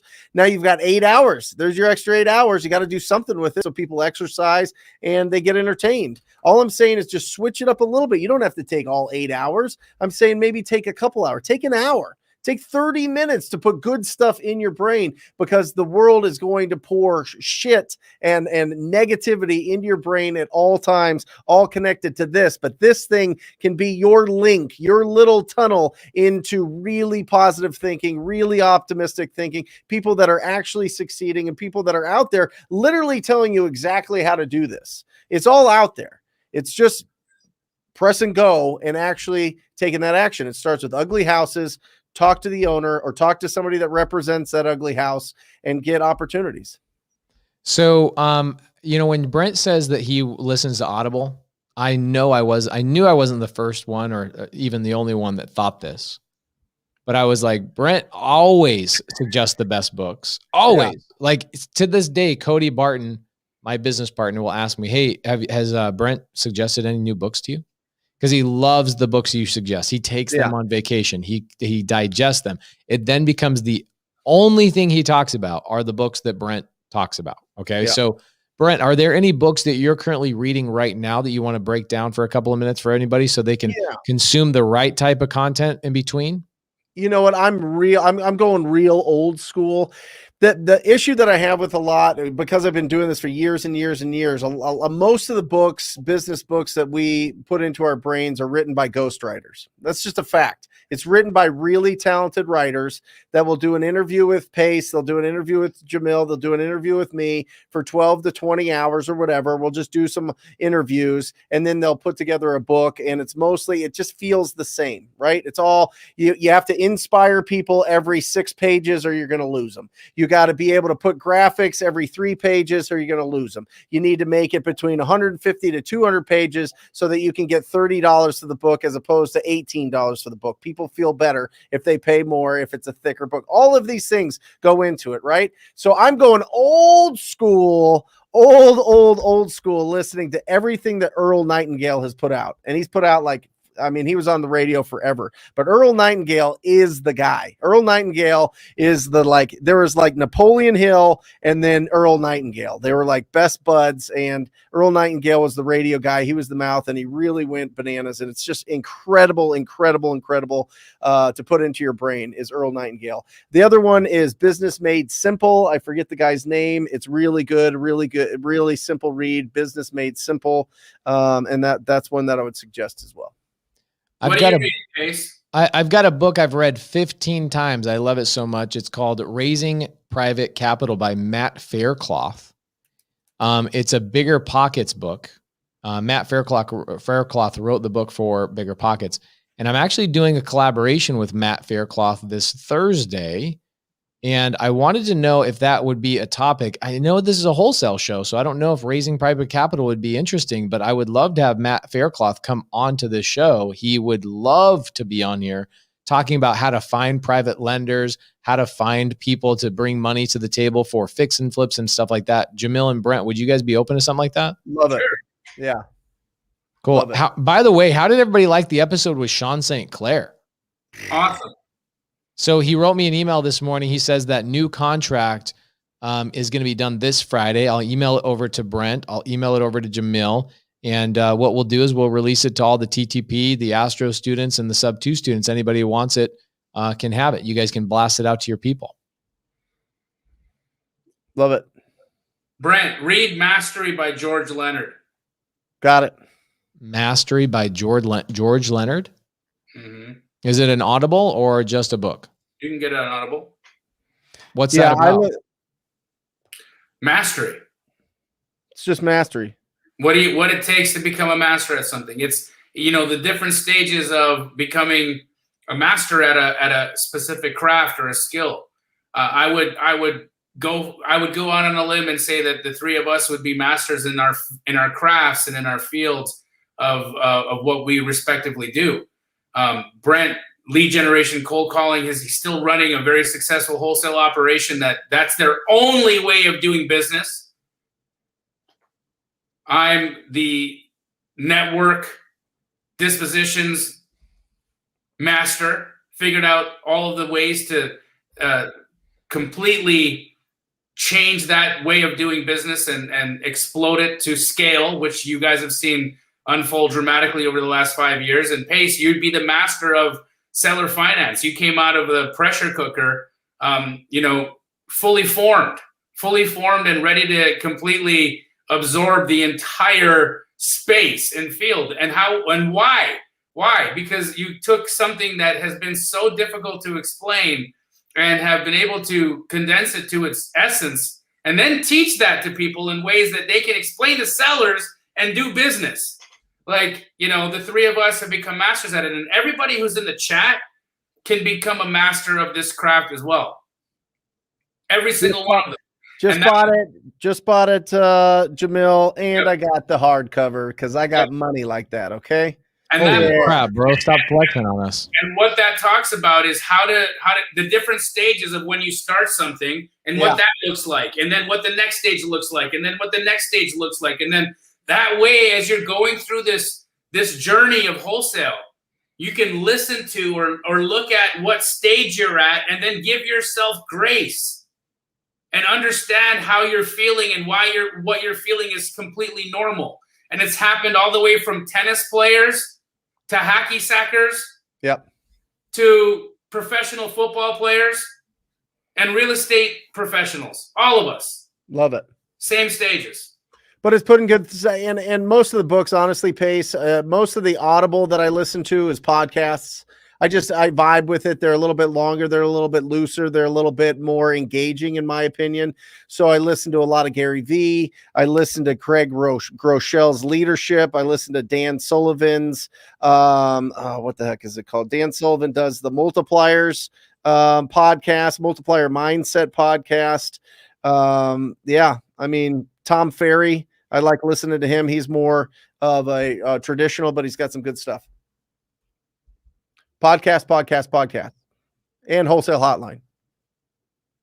Jamil, are you a podcast guy? No. You're not listening to any podcast. You're just you're a book guy. Books? Yeah. And gangster rap? Yeah. Yeah. That's about it. It's those two things. Look, if there was something else I could add into that, I would. But my car is either playing educational books about business or spirituality or gangster rap. And it depends on what day of the week you catch me is what you find. But it's one of those two. Daryl Ellison says, who is Mastery by again? George Leonard. Love it. And then Michael Diaz says, Pace, what was the book you were talking about on Sunday service about avoiding capital gains? That one is called Tax-Free Wealth by Tom Wilwright. He is actually the CPA, and it has been the CPA of Robert Kiyosaki for years and years and years. It's a great book. Tax-Free Wealth, Tom Wilwright. Really, really good book. It is somewhat annoying and boring when it's not pertinent to you, but when you're actually going through the throes of making a lot of money, you really, really care about that book, and it becomes so important to you. And it becomes something you probably read 2 or 3 times just to make sure you don't miss anything. Jamil, it's not Robert Greene? No, he wrote a version of it too. That is also good. But what George Leonard does is he distills it. Robert Greene tells a lot of story by example, and he can really take what George Leonard does in like 200 pages and turn it into 1,200. That's why George Leonard's book is better. I'll get both. Yeah. I've read both. Okay, so Jeremy Harlow says, there are a lot of people on here new to real estate investing. Any ideas on how to set a daily action plan that could be executed weekly to build consistency in lead generation and follow-up? Brent, do you have any sort of action plan you talk about on your YouTube or on your weekly Wednesday lives? Literally just type into YouTube, Brent Daniels action plan. I have a 30-day, I have a 90-day, I've got a daily. It's all there for you. Everything's there. Yep. You really want to get gangster, go to ttpinsider.com. ttpinsider.com. That's legit one of the best websites I've ever seen in my life. It's getting better. ttpinsider.com. We're putting a ton in. We're putting a ton in. Yeah. Your team is legit, like the best in the business. Hey, let's put up Google Oof Oof's comment. Who's that? He's in the chat. Okay. I don't see. Oh, here we go. Hey, do you guys close on deals or assign them? If you guys assign, how do you guys get around the intent issue? Jamil, that's you, brother. We absolutely do deals. We do deals all the time. We close deals and we fix and flip deals, and we also double close and we also assign, and assignments and double closes are exit strategies. And what we teach the people that are on this chat and are in this show, and the wholesalers that are a part of our ecosystems, is how to leverage the community, their communities and their spheres of influence in order to never have to have that intent issue ever be a problem for them. That is the essence of squatting up. That is why when you have somebody who has the capital to back your contract, you are no longer in any peril. And so Gugu, oof, oof. If you'd love to understand that at a higher level, please, please, please get with somebody in the comments who's been doing business, who's having $100,000 months, and you go out and do some lead generation and find an opportunity and squat up with them and see how far that takes you and see if there's any issues with intent after that. Yeah, Gugu, when I started out, I had an investor that would close on anything that I thought was a deal. So I went with a lot more confidence, putting properties under contract, because I knew that I could close them. Now, progress, 6, 7, 8 years. I have the intent to buy every single property. It is one of our exit strategies. It is one of our, it is just one of our business strategies. Now, do we assign 90% of them? Yeah, we absolutely do. We'll put it out there. But if we can't assign it for whatever reason, I'll close on that deal. If it is truly a deal, which I look at all the deals that we do, and we do phenomenal deals, I will close on all of those without a doubt. So just find somebody that's going to be your financial partner and let them say, listen, every day I'm going out there hustling up off-market real estate opportunities. If I find something that is a really deeply discounted property, would you mind being the bank? And you'll get it. I feel like you guys answered Gugu Oofoof's question. He's saying, please answer my question. I'm struggling. It's time delayed. Oh, I mean, that was 5 minutes ago. That's interesting. Okay, got it. Jamil, Brandon Kimball says, how do you find institutional buyers? Depends on the kind of institution you're looking for. There's small institutional buyers, and then there's large institutional buyers. Small institutional buyers are easier to do business with, and they'll usually have their own set of smaller real estate agents, bird dogs, their feelers. They're guys that are out there that are in marketplaces, in spaces, looking to connect with people in this space. And a lot of them will actually be at networking events. They will show up to them because they want to buy those properties. The next thing you can do is also start doing research. See what LLCs own multiple properties in an area, right? 10, 15, 20 properties in a specific area. That's very likely an institution. Skip trace that, or see if they've got a representative that they're consistently using on the MLS. That's a representative that you can then communicate with and get a connection to through. The larger institutions, they're always working with real estate agents, always. So your best bet to connect with them is to find out who their representing real estate agents are, connect with them, bring them opportunities, and do business that way. But they're very easy to work with. They want to talk to you. They don't want to hide under a rock. These guys aren't hiding behind anything other than your lack of knowing where to find them. Yep. That's it. They're there in the open, ready to do business.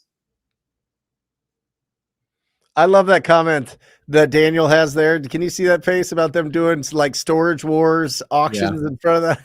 Yeah, the front lawn. Yeah, that's so good. I would assume that they probably own those properties, or they have signed some sort of disclosure, or they're vacant homes or whatever else. But I would assume that they probably own those and they're just selling them in the front there. No, I know exactly what he's talking about. It's there. There's a couple of larger wholesalers that work in Texas. They're decent people, net worth and New Western. That's their model. They actually run an auction on the lawn. I love it. They'll pull cards. Or numbers, and it'll go to the highest bidder. And how do I feel about it? I personally think that buyers get butthurt and you lose relationships that way. We don't do it. It's not my style. It's not our style of doing it, but I have no problem with people who have different styles. So Net Worth and New Western are enjoying that way of doing business, and they continue to have success. So your call is up to you. I'm a relationship person, so that feels counterintuitive to me. Awesome. You want to wrap it up, Pace? Yeah, I do, but I want to point something out real quick. Demetrius just made this comment. He said, I'm signing up for y'all's courses. I am so lost. So, I think about this a lot. Forget about the courses thing. Forget about that. I'm thinking about, some people feel lost. And I remember Tom Kroll talking about how if you can't teach a third grader how to do it, you don't know how to do it yourself. So I want to take a poll. Who in here, we've got 350 people watching live right now, who in here feels that we need to slow some of these things down and focus on one topic, that the Q&As are a little bit too bouncy? Because what happens is sometimes you'll talk about something and Jamil will answer a question so magically, but then you want to spur that conversation on and dig deeper to fully hammer it home. But then we have these Q&A questions that we want to, jump onto as well. So let's take a little poll in here while we're wrapping the show up. I'm curious. Do you guys feel like we should slow these things down and talk about one thing at a time and just focus on one topic per show? Or do you like the bouncing around? Do you like the Q&A? Let's take a goal. Tons of comments already. Slow down on lead conversion. Slow them down. I like the one topic shows. It allows the depth and time it deserves. I like it. I'll be honest. It does bounce around from time to time. I like the one topic conversations. Please slow down. Marketing to owners. Okay, there's another question. Love it. So some people are saying they like it as is. Maybe we do a poll. I think we do a blend, Pace. We do a Q&A every once in a while, and we do a one topic every once in a while, and everybody wins. I think there's a time for Q&A, and I think there's time for diving in, and I think we just figure that out, and on a monthly schedule, maybe we dive into 3 topics and do one Q&A. Love it. It stresses me out when somebody says I'm so lost when, I think about this and I'm like, how do I put myself back in a position where I didn't know this stuff? How do I put myself back in a position that, and Ralph Pena says a blend is great, right? I love that. So I think Jamil's right. I think that we got to blend it up a little bit. So I'm sorry, guys. Sometimes if you're brand new to this show, I would say the last 80% of the shows we've gone deep dive on one topic, 80% of the shows.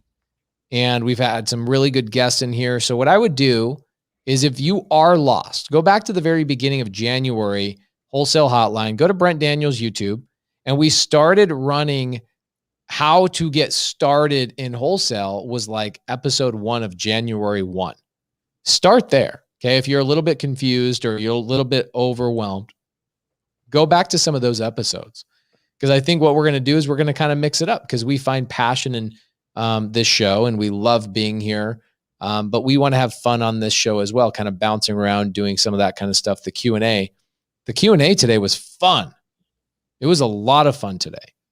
So anyway, guys, if you have not, please go to iTunes, leave us a review. If you have not, go subscribe on Jamil Damji's YouTube. The dude is crushing it lately, especially on his freaking comping show. Are you kidding me? It's one of the best shows of all time. Truly. There's not many shows in wholesale, or not even wholesale, real estate in general, that have that topic even covered in its depth that Jamil does. Brent Daniels, best show of all time. I feel like, is it like a wholesale variety show? Is that kind of how you would describe it? We have a topic every week. I get up and I teach for 15, 20 minutes. Teaching is a loose term. It's more instructions. It's more going over current things that are working in the business, how to find really good opportunities and how to convert them, and then how to sell them. So we start out that, and then we open it up. We do a lot of comping. We do a lot of question and answer. Sometimes we have live calls, depending on how the internet is here. We try to make it as fun and entertaining and exciting, but instructional, all in the same thing. So it's a whole lot of fun. We put a tremendous amount of work into it, and we love doing it. So we'd love for you to join on Wednesdays at 10. And if you want to watch any of the replays, they're there forever. And if you just want to clip out the most important things, you can go the first 15, 20 minutes and get a good instruction on maybe a question that you have at the time. Last comment of the evening. I love Jamil. If he wasn't married, I would propose to him. You know what? I would too. In fact, him and I were doing big spoon, small spoon earlier today inside my house. It was a great time. Too hot for that. It's 115 out. What are you guys doing? Oh, man. He can't help it. He was laying down in his theater, just like this, just laying on the ground, and I'm like, oh, there he's little spoon. I gotta go be big spoon. Jamil said it perfect. There's a time for Q&A. There's a time for topics. PB and J are all phenomenal. Keep doing what you're doing. You all could stop today and we'd still be set for life. Thank you for saying that, Brandon Mitchell. Guys, we love the comments. We love the feedback. We love the subscriptions. It makes us feel good about what we're putting out into the world. Thank you so much. This was Wholesale Hotline number 71. Guys, what's our topic next week? Should we bring in maybe Scott Oots or Chris Chico? Oots. And then right. I love them both. Either one would be phenomenal. Either one. So check on availability of both those guys, and it's going to be an unbelievable show, especially after the holiday. Got it, guys. I'm going to do a poll on our Instagram. What we're going to do is we're going to get both these guys committed. We'll see who you guys want to come in first. Actually, it's 4th of July weekend. You know what we should do? Yeah. Is we should probably do another Q&A for 4th of July weekend so that we're not disrupting a guest coming in here. They might be traveling, all that kind of stuff. Are you guys down for that? That's cool. Cool. All right, guys. We'll see you next week on another Wholesale Hotline number 72. Later. Love you guys. Or just say squat up. So squat up and enjoy the show. Yeah. Yeah. Okay. 1, 2, 3. So squat up and enjoy the show. What are you doing? I didn't say nothing. Why? I don't know. Okay. So squat up and enjoy the show. Cool. I think we should use the one where Jamil doesn't say anything.